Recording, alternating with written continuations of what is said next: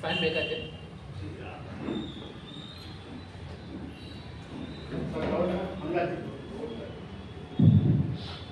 ಅವಪಾದಮೌಳಿपर्यन्तं गुरूणाम् आकृतिं स्मरेत् तेन विघ्नाः प्रणश्यन्ति सिद्ध्यन्ति च मनोरथाः न माधवसमो देवो न च मध्वसमो गुरुः न तद्वाक्यसमं शास्त्रं न च तस्य समः पुमान् माता च कमला देवी पिता देवो जनार्दनः बान्धवाः भक्ताश्च स्वदेशो भुवनत्रयम् प्रथमो हनुमान् नाम द्वितीयो भीम एव च पूर्णप्रज्ञतृतीयस्तु भगवत्कार्यसाधकः कंसध्वंसि पदाम्भोजा संसप्तो हंसपुङ्गवः ब्रह्मण्यगुरुराजाख्यो वर्ततां मम मानसे अर्चिकल्पितकल्पोऽयं प्रत्यक्षकेसरी व्यासतीर्थगुरोर्भूयादस्मदिष्टार्थसिद्धये तपोविद्याविरक्त्यादिसद्गुणोघाकरानहं वादिराजगुरुं वन्दे हरिकृपदाश्रयान् भक्तानां मानसाम्भोजा भानवे कामधेनवे नमतां कल्पतरवे इन्द्रगुरुवे नमः कुशाग्रमते भानुदिते वागिविद्यालब्ध श्रीपते सुधीन्द्रेत्ये नमः भूतराजनमस्तुभ्यं वादराय गुरुप्रियः विद्राव सर्वभागानां सदर्त्वं रक्षणं कुरु पूज्याय राघवेन्द्राय सत्यधर्मरताय च भजतां कल्पवृक्षाय नमतां कामधेनवे दुर्वादिध्वान्तरवये कृष्णवे धीवरेन्दवे श्रीराघवेन्द्रगुरवे नमो अत्यंत दयालवे श्री गुरुभ्यो नमः हरि ओम।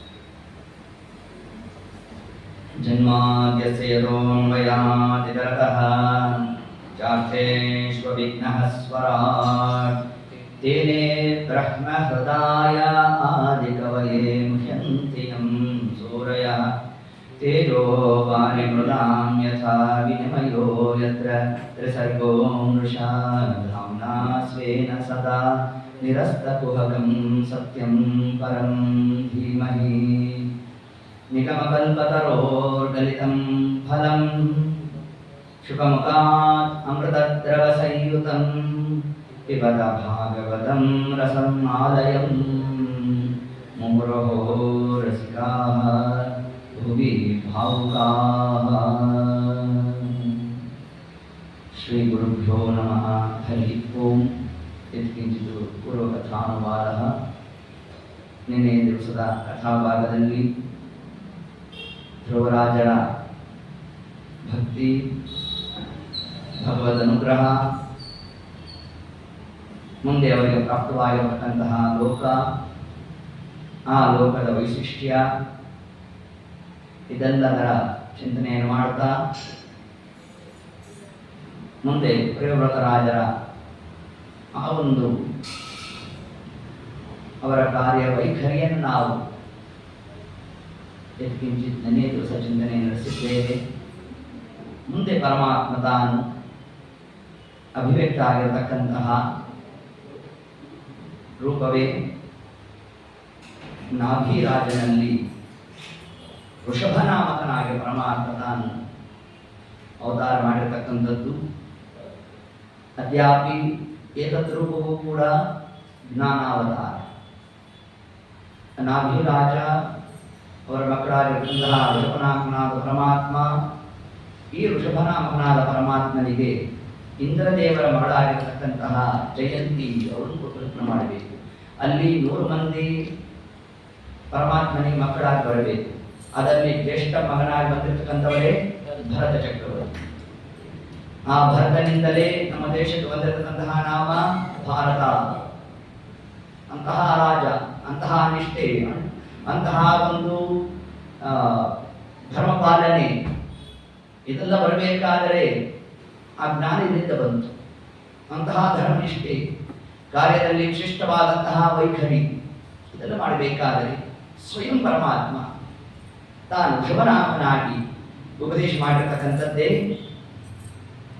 ಆ ಒಂದು ಉಪದೇಶ.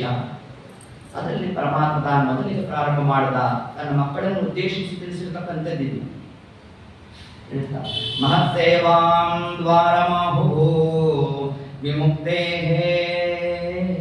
ಮೋಕ್ಷಕ್ಕೆ ಇರ್ತಕ್ಕಂತಹ ಮಾರ್ಗ ಯಾವುದು ಅದನ್ನು ತಗೊಂಡ ಪರಮಾತ್ಮ. ಮಹತ್ಸೇವಾಂ, ದೊಡ್ಡವರ ಸೇವೆ ಮಾಡಿ ಎಂದ ಪರಮಾತ್ಮ. ಅದು ಮಾತ್ರ ದ್ವಾರಮಾಹು, ಯಾವುದಕ್ಕೆ? ವಿಮುಕ್ತಿ. ನಾವು ಮೋಕ್ಷವನ್ನು ಹೊಂದಬೇಕು ಅಂತ ಯಾಕೆ ಅಪೇಕ್ಷೆ ಇಲ್ಲ, ಎಲ್ಲರಿಗೂ ಅಪೇಕ್ಷೆ ಇಲ್ಲ. ಹಾಗಾದ್ರೆ ಪರಮಾತ್ಮ ಏನು ಹೇಳಬೇಕಾಯ್ತು? ನೀವು ಬ್ರಹ್ಮಸೂತ್ರ ಬಾಯ್ಪಾಠ ಮಾಡ್ರಿ, ಮತ್ತೊಂದು ಮಾಡ್ರಿ, ಇದೆಲ್ಲ ಹೇಳಬೇಕಾಯ್ತು. ಆದರೆ ಅದೆಲ್ಲ ಮಾಡಬೇಕಾದ್ರೆ ಮೊದಲಿಗಿರಬೇಕಾದಂಥ ಅರ್ಹತೆ ಏನು? ಮಹತ್ಸೇವಾ, ದೊಡ್ಡವರ ಸೇವೆಯನ್ನು ಮಾಡ್ರಿ ಅಂತ ಪರಮಾತ್ಮ. ಗೋವಿದರ ಸದನ ಹೆಗ್ಗದವ ಕಾಯುವುದೇ ಫಲವಿದು ಬಾಳುವುದೇ.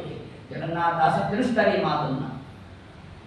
ಎಲ್ಲಿ ತನಕ ನಮಗೆ ತಿಳಿದಿರ್ತಕ್ಕಂತಹ ಜ್ಞಾನ, ಆ ಜ್ಞಾನ ಸಿದ್ಧಿ ಆಗೋಲ್ಲ ಅಂತಂದ್ರೆ ದೊಡ್ಡವರ ಪಾದಾಕ್ರಾಂತರಾಗೋ ತನಕ ಫಲ ಫಲಿಸೋಲ್ಲ. ಮಹತ್ಸೇವಾ ದ್ವಾರಮಾಹು ವಿಮುಕ್ತೇ, ಮೋಕ್ಷವನ್ನು ಹೊಂದಬೇಕು ಅಂತ ಯಾರ್ಯಾರಿಗೆ ಅಪೇಕ್ಷೆ ಇದೆ ಅಂತವರು ಮೊಟ್ಟ ಮೊದಲನೆಯದಾಗಿ ಮಾಡಬೇಕಾದದ್ದು ದೊಡ್ಡವರ ಸೇವಾ. ಇದನ್ನು ಮಾತ್ರ ದೊಡ್ಡವರ ಸೇವೆ ಅಂದ್ರೆ ಎಲ್ಲಿಂದ, ಯಾರು ದೊಡ್ಡವರು, ಇದೊಂದು ಪ್ರಶ್ನೆ ಬರುತ್ತೋ ಇಲ್ವೋ ನಮಗೆ ಅಂತಂದ್ರೆ ಅದಕ್ಕೆ ಶಾಸ್ತ್ರ ತಿಳಿಸಿದ್ರು. ಮೊಟ್ಟ ಮೊದಲನೆಯದಾಗಿ ದೊಡ್ಡವರ ಸೇವೆ ಅಂದ್ರೆ ತಂದೆ ತಾಯಿ ಸೇವೆಯಿಂದ ಪ್ರಾರಂಭ ಮಾಡಲಿಲ್ಲ. ಅರ್ಹತೆ ಗುರುಗಳ ಸೇವೆ ಮಾಡಬೇಕಾದ್ರೆ ಮೊದಲಿಗೆ ಎಲ್ಲಿಂದ ಪ್ರಾರಂಭ ಆಗಬೇಕು? ತಂದೆ ತಾಯಿ ಸೇವೆ ಮಾಡಿರ್ಬೇಕು. ಹಿಂಗೆ ಅಧ್ಯಾಪಿ ಯಾರು ತಂದೆ ತಾಯಿ ಸೇವೆಯನ್ನು ಮಾಡಿರ್ತಾರೆ ಅಂತವರಿಗೆ ಏನ್ ಫಲ? ನಾವು ದೇವರನ್ನ ಅರಿಸಿಕೊಂಡು ಹೋಗೋದಲ್ಲಂತೆ, ದೇವರೇ ಬರಬೇಕಂತೆ. ಇದು ಮಹತ್ ಸೇವಾ.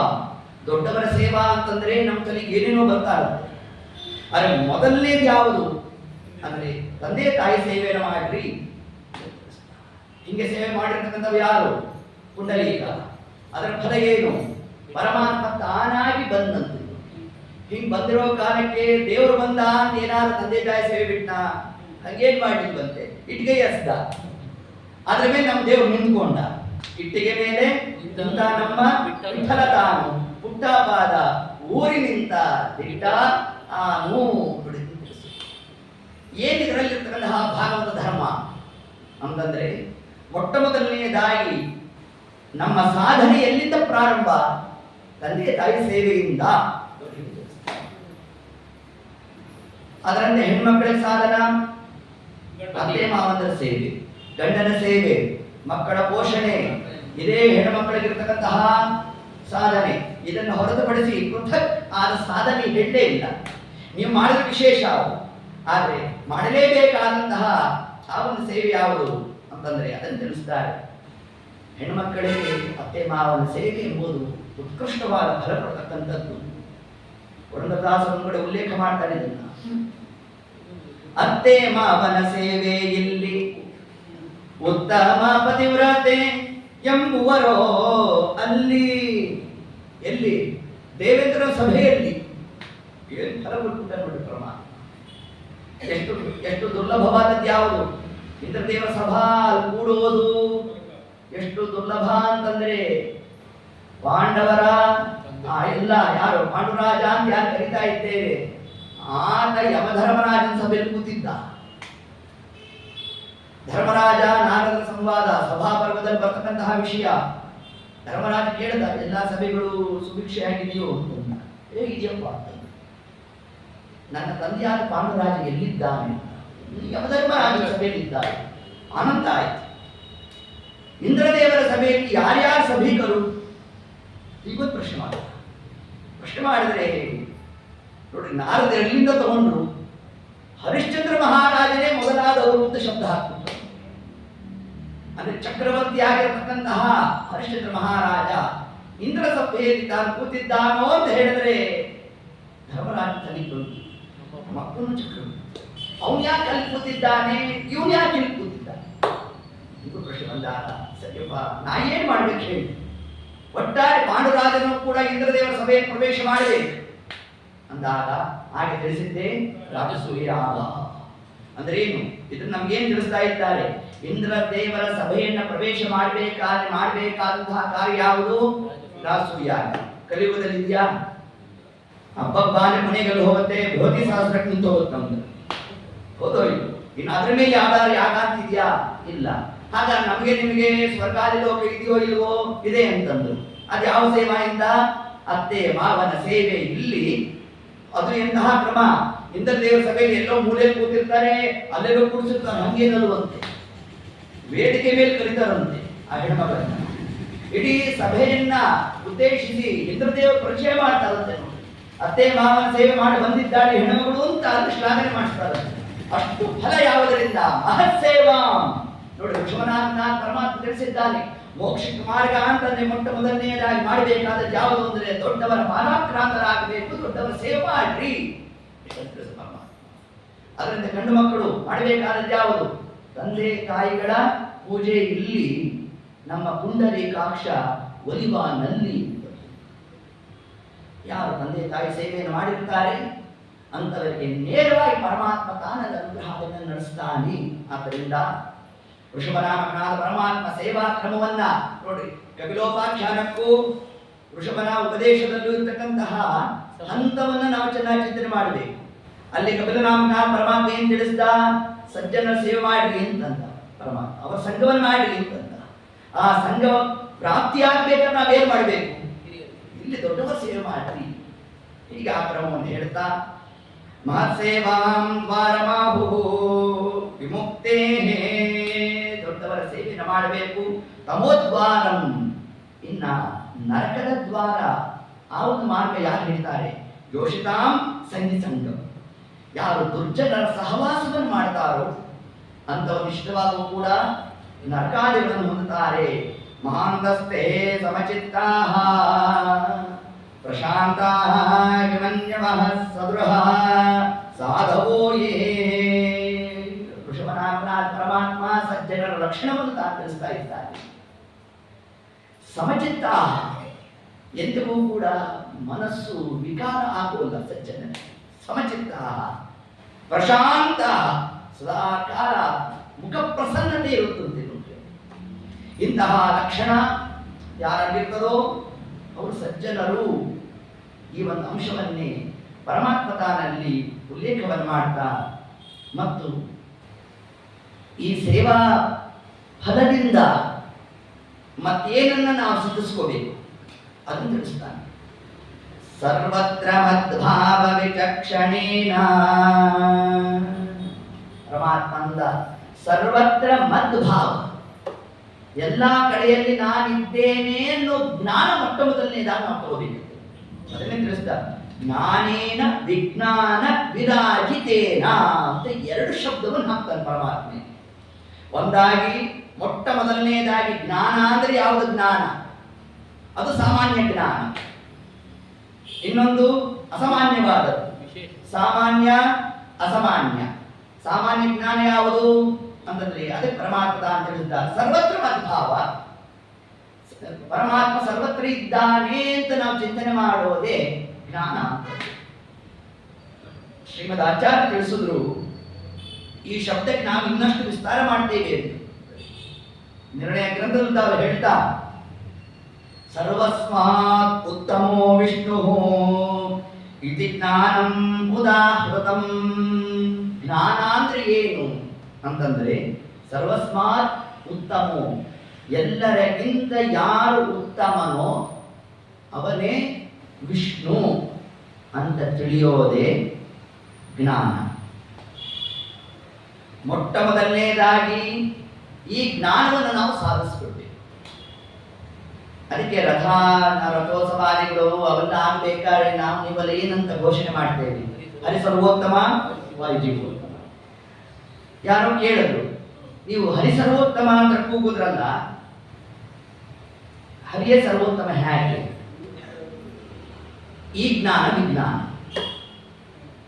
ಮೊಟ್ಟ ಮೊದಲನೆಯದಾಗಿ ಪರಮಾತ್ಮ ಸರ್ವೋತ್ತಮ, ಸರ್ವಸ್ಮಾತ್ ಉತ್ತಮೋ ವಿಷ್ಣು ಇತಿ ಜ್ಞಾನಂ ಉದಾಹೃತಂ. ಇದನ್ನು ಜ್ಞಾನ ಅಂತ ಕರೀತಾರೆ. ಪ್ರತಿಜೀವಂ ಏನ ಮುಕ್ತಿ ವಿಜ್ಞಾನಂ ವಿದ ಮತ್ತರ. ಯಾವ ಜ್ಞಾನ ವಿಮುಕ್ತಿ ಮೋಕ್ಷಕ್ಕೆ ಕಾರಣ ಆಗುತ್ತೋ ಆ ಜ್ಞಾನವೇ ವಿಜ್ಞಾನ.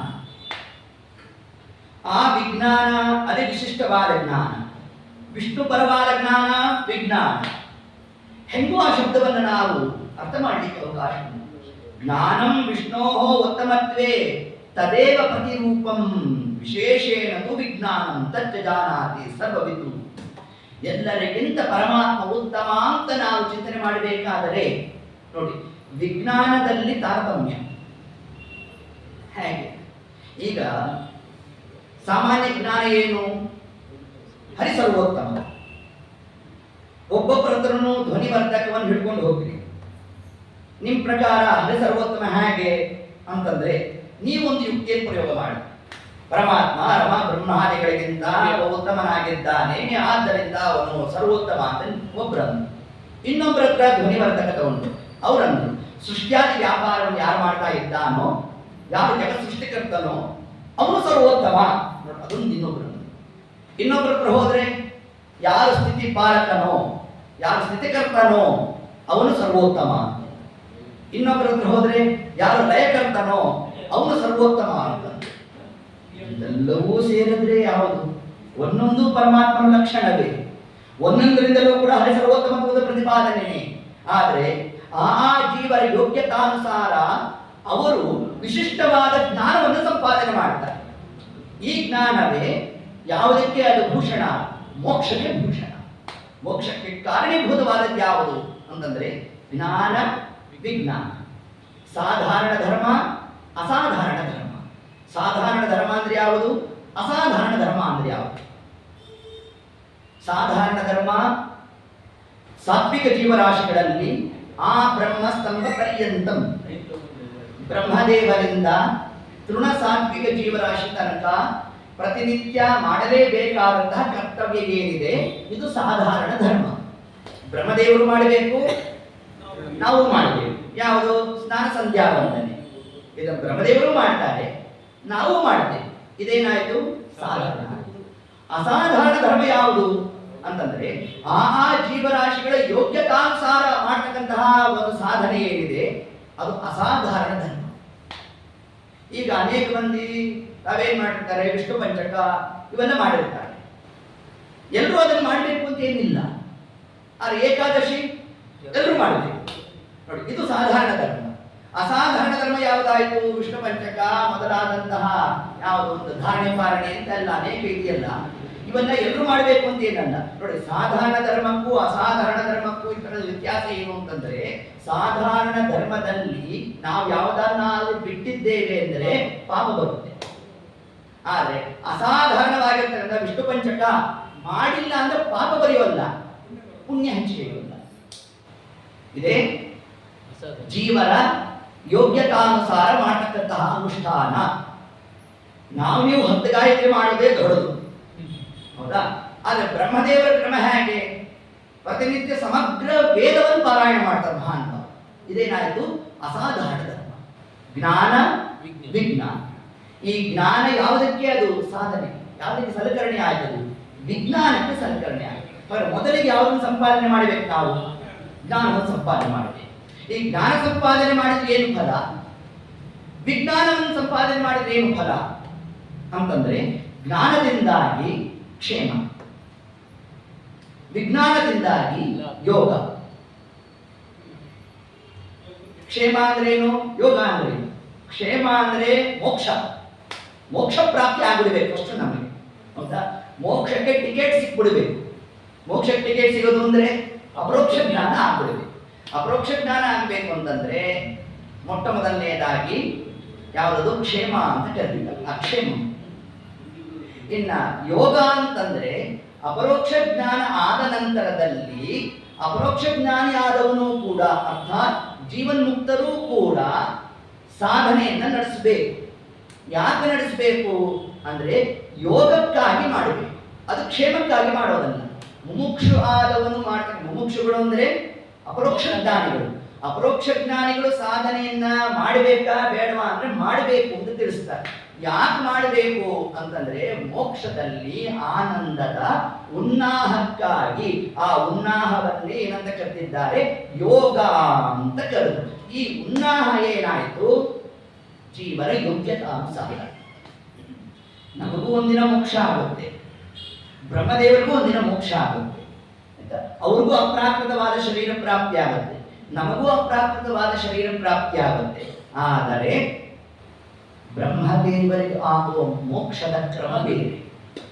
ಅವರಿಗೆ ಸಾಮೀಪ್ಯ ಸಾಯುಜ್ಯಾದಿ ಮೋಕ್ಷಗಳು ಪರಮಾತ್ಮ ಕೊಡುತ್ತಾನೆ. ಸಾಮಾನ್ಯ ಅಂದ್ರೆ ಸಾತ್ವಿಕ ಜೀವರಾಶಿಗಳಲ್ಲೇ ಕಡೆ ವರ್ಗ, ಅವರಿಗೆ ಒಂದು ಮೋಕ್ಷ, ಸಾರೂಪ್ಯ ಮೋಕ್ಷ.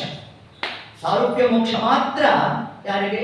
ಸಾಧಕರಲ್ಲಿ ಸಾತ್ವಿಕ ಜೀವರಾಶಿಗಳಲ್ಲಿ ಕೊನೇ ವರ್ಗ. ಕೊನೆಯಲ್ಲಿ ಕೂತಿರೋರು ಯಾರು? ಈ ಜಸ್ಟ್ ಪಾಸ್ ಅಂತಾರೆ ನೋಡ್ರಿ, 35. ಈ 35 ಅಂಕ ತಗೊಂಡವನ್ಗೆ ಯಾವುದು? ಸಾರೂಪ್ಯ ಮೋಕ್ಷ ಅಂತ ಗ್ಯಾರಂಟಿ. ಬೇರೆ ಒಂದು ಕಾಲೇಜ್ ಅಡ್ಮಿಷನ್ ಹೆಂಗೆ ಇಲ್ಲಿ ಗ್ಯಾರಂಟಿ ಆಗುತ್ತೋ 35 ತಗೊಂಡ್ರೆ, ಅದರಂತೆ ಸಾತ್ವಿಕರಲ್ಲಿ ಕಡೆಯವನಾಗಿರ್ತಕ್ಕಂಥ ಜಸ್ಟ್ ಪಾಸ್ ಆಗಿರೋವನಿಗೆ ಸಾರೂಪ್ಯ ಮೋಕ್ಷ ಪ್ರಾಪ್ತಿ. ಆದರೆ ಬ್ರಹ್ಮವಾಯುಗಳದೆಲ್ಲ ಹೆಂಗೆ ಕ್ರಮ?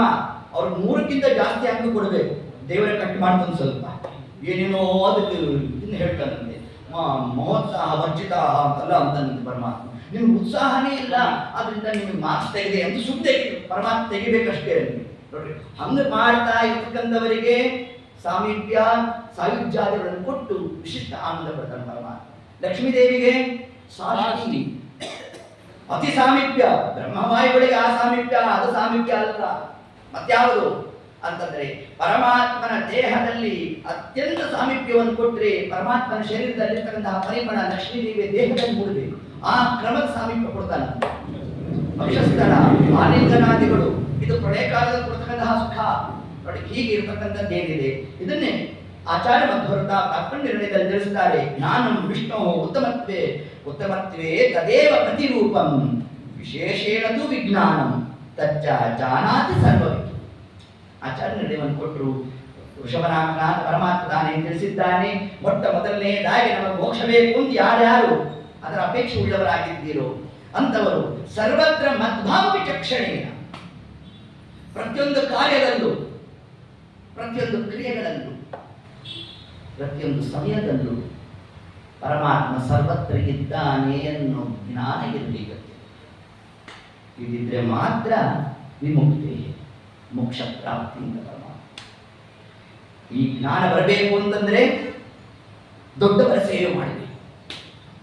ಎಷ್ಟು ಲೋಕದಲ್ಲಿ ಪರಮಾತ್ಮ ತಾನು ಅಂಶವನ್ನು ತಿಳಿಸ್ತಾನೆ ಅಂತಂದ್ರೆ ದೊಡ್ಡವರ ಸೇವೆ, ಸದಾಚಾರ ಇವೆಲ್ಲ ಇದ್ರೆ ಮಾತ್ರ ತತ್ವಜ್ಞಾನ ನಮಗೆ ಪ್ರಾಪ್ತಿ. ಲೋಕದಲ್ಲಿ ಅನೇಕ ಮಂದಿ ಪ್ರಶ್ನೆ ಮಾಡ್ತಾರೆ, ಅಲ್ಲಿ ಈ ಇದ್ರೊಳಗೆ ಅಡ್ಗೆ ಎಲ್ಲ ಮಾಡಿಕೊಂಡು ಅದಕ್ಕೆ ಭಾರಿ ಸಮಯ ಬೇಕಾಗುತ್ತಪ್ಪ, ಅದಕ್ಕೆ ನಾವೇನು ಮಾಡ್ತೀವಿ ಅಂದರೆ ಗ್ಯಾಸಲ್ಲಿ ಅಡುಗೆ ಮಾಡಿಬಿಡ್ತೀವಿ, ಒಂದು 10 ಗಂಟೆ ನಾವು ಹೋಗುತ್ತೆ, ಆಮೇಲಿಂದ ಒಂದಷ್ಟು ಪಾರಾಯಣ ಅದು ಇದು ಎಲ್ಲ ಮಾಡ್ತಾ ಕೂತ್ಕೊಂಡ್ಬಿಡ್ತೀವಿ. ಈ ಇದ್ರಲ್ಲಿ ಅಡುಗೆ ಮಾಡೋನು ಬೆಳಗ್ಗೆ ಒಲೆ ಹಂಚಿಸ್ಕೊಂಡ್ಬಿಟ್ರೆ 11:30 12 ಗಂಟೆ ತನಕ ಅವ್ನು ಅಡುಗೆ ಮಾಡಿಟ್ಟಿರ್ತೀವಿ. ಅಷ್ಟು ಸಮಯ ಹೋಯ್ತಲ್ರಿ ಅವರಿಗೆ. ಅವ್ನು ಪಾರಾಯಣ ಸಿಗೋದೆಷ್ಟು? 15 ನಿಮಿಷ. ಆದರೆ ನೀವು ಗ್ಯಾಸಲ್ಲಿ ಅಡುಗೆ ಮಾಡ್ಕೊಂಡ್ಬಿಟ್ರೆ 3 ತಾಸು ಸಿಗುತ್ತೆ. ಆದರೆ ಯಾವುದು ಉತ್ತಮ ಆಯಿತು? ದೇವರಿಂದ ನೀ ಅಲ್ಲಿ ಪಾರಾಯಣ ಮಾಡಿದ್ರೂ ಕೂಡ ಆಪತ್ಕಾಲದಲ್ಲಿ ನೀನು ತನಿಗೆ ಉಳಿಯೋಲ್ಲ. ಯಾಕೆ ಉಳಿಯೋಲ್ಲ ಅಂದರೆ ಸದಾಚಾರಕ್ಕೆ ವಿರುದ್ಧವಾದ ಕ್ರಿಯೆ ಆಯಿತು. ಯಾಕೆ ವಿರುದ್ಧವಾದ ಕ್ರಿಯೆ ಆಯಿತು ಅಂತಂದರೆ ಅಗ್ನಿಯ ಲಕ್ಷಣವನ್ನು ಹೇಳಿದೆ ಶಾಸ್ತ್ರ. ಅಗ್ನಿಯಿಂದ ನಾವು ಕರೆಸ್ಕೋಬೇಕಾದ್ರೆ ಅಗ್ನಿಯಲ್ಲಿ 3 ಬಣ್ಣ ಕೂಡಿರ್ಬೇಕು. ಕಪ್ಪು, ಶ್ವೇತವರ್ಣ, ಬಂಗಾರದ ವರ್ಣ. ಕಪ್ಪು ವರ್ಣದಲ್ಲಿ ಮಹರುದ್ರ ದೇವರ ಸನ್ನಿಧಾನ, ಶ್ವೇತವರ್ಣದಲ್ಲಿ ವಾಯುದೇವರ ಸನ್ನಿಧಾನ, ಬಂಗಾರ ವರ್ಣದಲ್ಲಿ ಲಕ್ಷ್ಮೀದೇವಿ ಸನ್ನಿಧಾನ. ಹಾಗಾದ್ರೆ ದೇವರ ನೈವೇದ್ಯಕ್ಕೆ ಯಾರು ಕೂತು ಮಾಡಬೇಕು? ಲಕ್ಷ್ಮೀದೇವಿ, ಬ್ರಹ್ಮವಾಯುಗಳು, ರುದ್ರದೇವರು, ಹೀಗೆ ದೇವತೆಗಳು ಕೂತು ಮಾಡತಕ್ಕಂತಹ ಕಾರ್ಯ. ಆಗ ನಾವು ಆ ಆಹಾರವನ್ನು ಸ್ವೀಕಾರ ಮಾಡಿದಾಗ ಏನಾಯಿತು? ದೇಹ ಶುದ್ಧಿ ಆಯಿತು. ಆ ದೇಹ ಶುದ್ಧಿಯಿಂದಾಗಿ ಪಾಠ ಎಷ್ಟೊತ್ತು? ಅದಕ್ಕೆ ಅದರ ಹೆಸರೇನು? ಶಾಸ್ತ್ರ ಪಾಠ. ಮನೆಯಲ್ಲಿ ಈ ಹಬ್ಬ ಹರಿದಿನದಲ್ಲಿ ಮಾಡಿರ್ತಾರೆ ನೋಡಿ, ಕೋಸಂಬರಿಯನ್ನು ಮಾಡಿದ್ರ ಶಾಸ್ತ್ರಕ್ಕೆ ಇಷ್ಟು ಮಾಡಿದ್ದೀನಿ. ಏನು ಶಾಸ್ತ್ರಕ್ಕೆ ಇಷ್ಟು ಮಾಡಿದ್ದೀನಿ ಅಂದ್ರೆ ಏನು? ಸ್ವಲ್ಪ ಅಂತಂದು. ಆದರೆ ಈ ಪಾಠಕ್ಕೂ ಏನು ಹೆಸರು? ಶಾಸ್ತ್ರ ಪಾಠ. ಏನರ್ಥ? ಸ್ವಲ್ಪನೇ ಪಾಠ, ಅದು ಅನುಗ್ರಹ ಎಷ್ಟು? ಬೃಹದಾಕಾರ. ಆ ಬೃಹದಾಕಾರವನ್ನು ಅನುಗ್ರಹ ಆಗಬೇಕು ಅಂತಂದ್ರೆ ಸದಾಚಾರವಂತರಾಗಿರಬೇಕು, ದೊಡ್ಡವರ ಸೇವೆಯನ್ನು ಮಾಡಿರಬೇಕು. ಏತತ್ ಕಾಲಕ್ಕೆ ಮಾತ್ರ ವಿಮುಕ್ತೇ, ಅವರಿಗೆ ನಿಶ್ಚಿತವಾದ ಜ್ಞಾನ ಬರಲಿಕ್ಕೆ ಸಾಧ್ಯ ಅನ್ನೋ ಒಂದು ಅಂಶವನ್ನೇ ಪರಮಾತ್ಮ ತಾನಲ್ಲಿ ತಿಳಿಸ್ತಾ ಹೀಗೆ ಆ ಕ್ರಮದಿಂದ ವಿಶೇಷೇನದು ವಿಜ್ಞಾನಂ ತಜ್ಜಾನಾತಿ ಸರ್ವವಿದ್. ಈ ಕ್ರಮದಿಂದಾಗಿ ಯಾರು ಪರಮಾತ್ಮನ ವಿಷಯಕವಾಗಿ ಜ್ಞಾನ, ಯಾವ ಜ್ಞಾನ ಮೋಕ್ಷಕ್ಕೆ ಕಾರಣ ಆಗುತ್ತೋ ಅದೇ ವಿಜ್ಞಾನ. ಇದನ್ನೇ ಆಚಾರ್ಯ ತಿಳಿಸಿದರು. ಸರ್ವಸ್ಮಾತ್ ಉತ್ತಮೋ ವಿಷ್ಣು ಇತಿ ಜ್ಞಾನಂ ಉದಾಹೃತಂ ಪ್ರತಿಜೀವಂ ಏನ ಮುಕ್ತಿ ವಿಜ್ಞಾನಂ ವಿದಾಂ ಮತಃಪರ. ಯಾವ ಜ್ಞಾನ ಮೋಕ್ಷಕ್ಕೆ ನೇರವಾಗಿ ಕಾರಣ ಆಗುತ್ತೋ, ಯಾವ ಜ್ಞಾನ ಅಂತಂದರೆ ಸರ್ವತ್ರ ಮದ್ಭಾವ ವಿಚಕ್ಷಣೆಯ, ಎಲ್ಲ ಕಡೆಯಲ್ಲೂ ದೇವರಿದ್ದಾನೆ ಅನ್ನೋ ಜ್ಞಾನ ಬಂದ್ಬಿಡ್ಬೇಕು ಅಂತ. ಈ ಜ್ಞಾನ ಬಂತು ಅಂತಂದ್ರೆ ಮೋಕ್ಷ ಪ್ರಾಪ್ತಿ. ಎಲ್ಲೆಲ್ಲಿ ಹೇಗೆ ಹೇಗೆ ಭಗವದ್ ಉಪಾಸನಾ ಕ್ರಮ ಒಂದೊಂದು ದೃಷ್ಟಾಂತ ನಾವು ಕೊಡ್ತಾ ಹೋದರೆ ಇದೇ ಒಂದು ದೊಡ್ಡ ಕಥಾ ಪ್ರಸಂಗ ಆಗುತ್ತದೆ. ದೇವಪೂಜಾ ಕಾಲದಲ್ಲಿ ಎಷ್ಟೆಷ್ಟು ಪ್ರಕಾರವಾಗಿ ಭಗವತ್ ಸನ್ನಿಧಾನದ ಚಿಂತನೆ ಮಾಡಬೇಕು. ಮಡಿ ಅಂದ್ರೆ ಏನು ನೋಡಿ, ಆ ಶಬ್ದಗಳೇ ನಮ್ಗೆ ಗೊತ್ತಿಲ್ಲ, ಸುಮ್ಮನೆ ಮಡಿ ಮಾಡ್ತಾ ಗೊತ್ತಿದ್ದೆ. ಆದರೆ ಇಲ್ಲಿ ವೃಷಭನಾಮಕಾರ ಪರಮಾತ್ಮ ತಿಳಿಸ್ತಾ ಸರ್ವತ್ರ ಮದ್ಭಾವ ವಿಚಕ್ಷಣೇನ, ಎಲ್ಲಾ ಕಡೆ ನನ್ನ ಚಿಂತನೆ ಮಾಡ್ರಿ ಎಂದ. ಅಂದ್ರೆ ಏನ್ ಆಂತರ್ಯ? ನೀವು ಮಡಿ ಸ್ನಾನ ಮಾಡ್ಕೊಂಡು ಬಂದ್ರಿ, ದೇವ್ರ ಪಾತ್ರೆ ತೊಳೆದಿಟ್ಟಿದ್ದಾರೆ, ಎಲ್ಲ ಒರೆಸಿಟ್ಟಿದ್ದಾರೆ. ಅದೆಲ್ಲ ಆದ್ಮೇಲೆ ನಾವೇನ್ ಮಾಡಿದ್ವಿ? ಬಂದ್ವಿ, ಒಂದಷ್ಟು ನೀರು ತಗೊಂಡ್ವಿ, ಆದ್ಮೇಲೆ ಹೋದ್ವಿ. ಒಬ್ಬ ಹುಡುಗ ಕೂತಿದ್ದ, ನೋಡ್ತಿದ್ದ ಇದನ್ನೆಲ್ಲ. ಆಚಾರ್ಯ ಏನ್ ಮಾಡಿದ್ರಿ ಅಂತಂದ. ಪಾತ್ರೆಗಳು ಮಡಿ ಮಾಡಿದೆ ಅಂತ. ಏನ್ ಮಡಿ ಮಾಡೋದು ಅಂತ? ಏನಿಲ್ಲಪ್ಪ, ನೀರು ತಗೊಂಡೆ, ಪಾತ್ರೆ ಮೇಲೆ ಹಾಕಿದೆ, ಮಡಿ, ಇದು ಮಡಿ ನೀರು. ಸರಿಯಾಗಿ ಜಡ ಜಡ ಸಂಕರ್ಷ, ನೀರು ಜಡ, ಉಪಕರಣ ಜಡ, ಜಡ ಜಡ ಸಂಯೋಗದಿಂದ ಮಡಿಯಾಗೋದು ಅಂದ್ರೆ ಏನು ಅಂತ ಕೇಳಿ ಹಂಗೆಲ್ಲ ಮಾತಾಡ್ಬಾರ್ದು, ಸುಂದರು ಅಂತಂದ್ರೆ ಅಷ್ಟೇ ನಮ್ಮ ಗತಿ.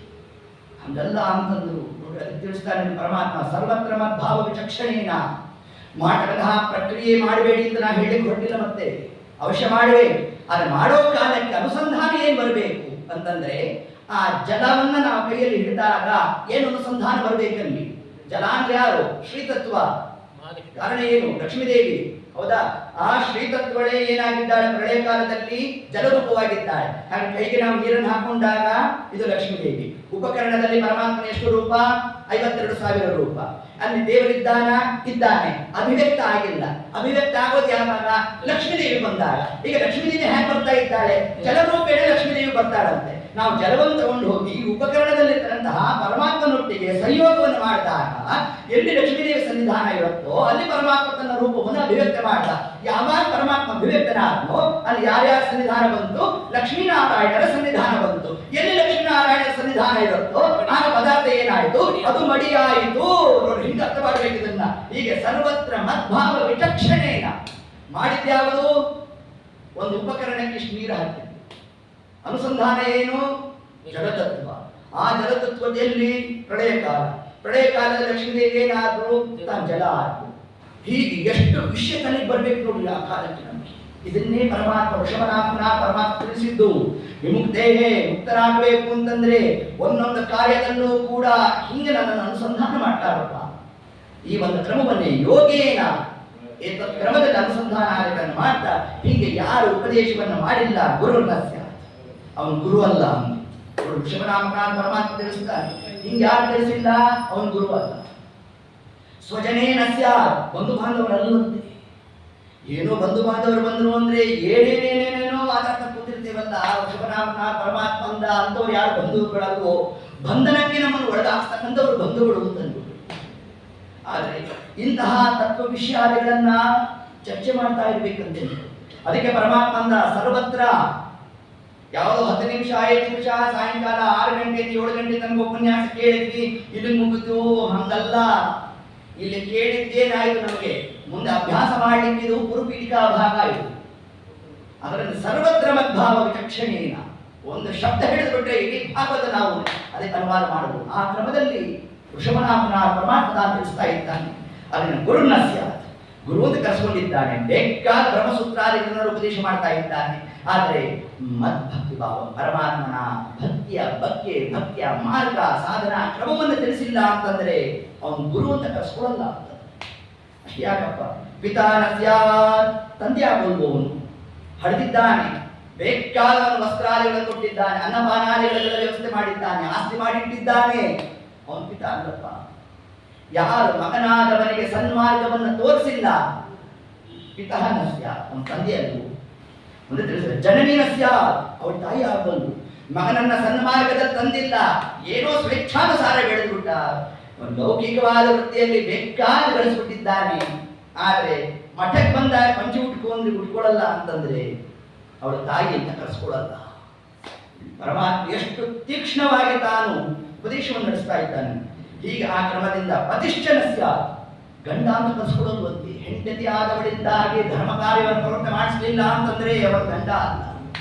ಅದರಂತೆ ಹೆಂಡತಿ ಆದವಳು ಗಂಡ ಏನಾರು ಅಪಮಾರ್ಗವನ್ನು ಹಿಡಿದಿದ್ದಾನೆ ಅಂತಂದ್ರೆ ಏತತ್ ಕಾಲಕ್ಕೆ ಸನ್ಮಾರ್ಗಕ್ಕೆ ತರ್ತಕ್ಕಂತಹ ಕರ್ತವ್ಯ ಹೆಣ್ಣುಮಗಳದ್ದು. ಅಂತ ಗಂಡನ ಬಿಟ್ಬಿಡುವುದಲ್ಲ ಹೇಳಿದ್ದು ಶಾಸ್ತ್ರ. ಇದು ಬೇರೆ ಲೋಕದಲ್ಲಿ ಕಾಣ್ತಾ ಇರ್ತೇವೆ, ಹಗರ ಮಾಡ್ತಕ್ಕಂಥದ್ದಲ್ಲ. ಈ ಕ್ರಮದಿಂದಾಗಿ ಇಂತಹ ಉಪದೇಶದಿಂದ ಪಡೆದಿರ್ತಕ್ಕಂಥವರು ಯಾರು? ಭರತ ಚಕ್ರವರ್ತಿ. ತಂದೆಯಿಂದ ಉಪದೇಶವನ್ನು ಪಡೆದಿದ್ದಾನೆ, ಪಟ್ಟಾಭಿಷಕ್ತನಾದ, ಒಳ್ಳೆ ರಾಜ್ಯಪಾಲವನ್ನು ಮಾಡಿದ್ದಾನೆ, ಪಾಲನೆ ನಡೆಸ್ತಾ ಮುಂದೆ ತಾನೇನ್ ಮಾಡ್ದ? ಎಲ್ಲ ತ್ಯಾಗ ಮಾಡಿದ್ದ. ವಾನಪ್ರಸ್ಥಾಶ್ರಮಕ್ಕೆ ಹೋಗ್ತೇನೆ ಅಂತ ತಾನು ಹೊರಟಿದ್ದಾನೆ. ತತ್ಕಾಲಕ್ಕೆ ಕುಲಹರ ಆಶ್ರಮ ವಿಶೇಷವಾಗಿ ತಾನಲ್ಲಿ ಹೋಗಿ ವಾಸವನ್ನು ಮಾಡ್ತಾ ಇದ್ದಾನೆ. ಪ್ರತಿನಿತ್ಯ ಸ್ನಾನ ಸಂಧ್ಯಾವನೆ, ಜಪದವಾದಿ ಅನುಷ್ಠಾನ, ಭಗವತ್ಪರವಾದ ಧ್ಯಾನ ಎಲ್ಲ ಬೇಕಾದಂಥದ್ದು ಎಲ್ಲ ನಡೆಸ್ತಾ ಇರೋಣ. ಆದರೆ ಯಾವುದು ಬಿಡಬೇಕೋ ಅದು ಬಿಡ್ಲಿಕ್ಕೆ ಆಗಲಿಲ್ಲ. ಪರಮಾತ್ಮ ಸಂಸಾರ, ಹೆಂಡತಿ, ಮಕ್ಕಳು ಅವ್ರನ್ನ ಬಿಟ್ಟು ಮಾತ್ರಕ್ಕೆ ವೈರಾಗ್ಯ ಬಂತು ಅಂತ ಅರ್ಥ ಇಲ್ಲ. ಅವ್ರ ಜೊತೆಗಿದ್ರೂ ಪರವಾಗಿಲ್ಲ. ಹಾಗೆ ತಜ್ಜನ್ಯವಾದ ವ್ಯಾಮೋಹವನ್ನು ಬಿಡಬೇಕು ಅಂತ. ಹೆಂಡತಿ ಮಕ್ಕಳನ್ನ ಪೋಷಣೆ ಮಾಡೋದು ದೋಷ ಅಂತ ಎಲ್ಲೂ ಹೇಳಿಲ್ಲ ಶಾಸ್ತ್ರ. ಗರುಡ ಪುರಾಣದಲ್ಲಿ ಒಂದು ಮಾತು ಬರುತ್ತೆ, ಏವಂ ಕುಟುಂಬ ಭರಣೆ. ನೋಡಿ ಆ ಶಬ್ದ ಹಾಕಿ ಪ್ರಯೋಗ ಮಾಡಿದ್ದಾರೆ. ಕುಟುಂಬ ಭರಣೆ ಶಬ್ದನ ಏವಂ, ಕೇವಲ ಕುಟುಂಬ ಪೋಷಣೆಗಾಗಿ ಯಾರು ಇಡೀ ತನ್ನ ಜೀವನವನ್ನು ಮೀಸಲಾಗಿಟ್ಟಿದ್ದಾನೆ, ಏತು ನರಕಗಾಮಿನ, ಇಂಥವರಿಗೆ ನರಕ ಅಂದ ಪರಮಾತ್ಮ. ಹೊರತಾಗಿ ಕುಟುಂಬ ಪೋಷಣೆ ಮಾಡೋದು ದೋಷ ಅಲ್ಲ. ಅದಕ್ಕಾಗಿ ಇಡೀ ಜೀವನವನ್ನ ಯಾರು ಗುರುಪಾಗಿಟ್ಟು ಏನೋ ಬೆಳಗ್ಗೆ 9ಕ್ಕೆ ಹೋಗೋನು, ಸಂಜೆ 5 ಗಂಟೆ ಬರೋನು, 6 ಗಂಟೆಗೆ ಉಪನ್ಯಾಸಕ್ಕೂ ಬಂದ್ಬಿಡೋನು, ತಿಂಗಳಿಗೆ ಒಂದು 50,000 ರೂಪಾಯಿ ಬರ್ತಿತ್ತು. ಸಾಧನೆಯೂ ಆಗೋದು, ಮನೆಗೂ ಅನುಕೂಲ ಆಗಿತ್ತು.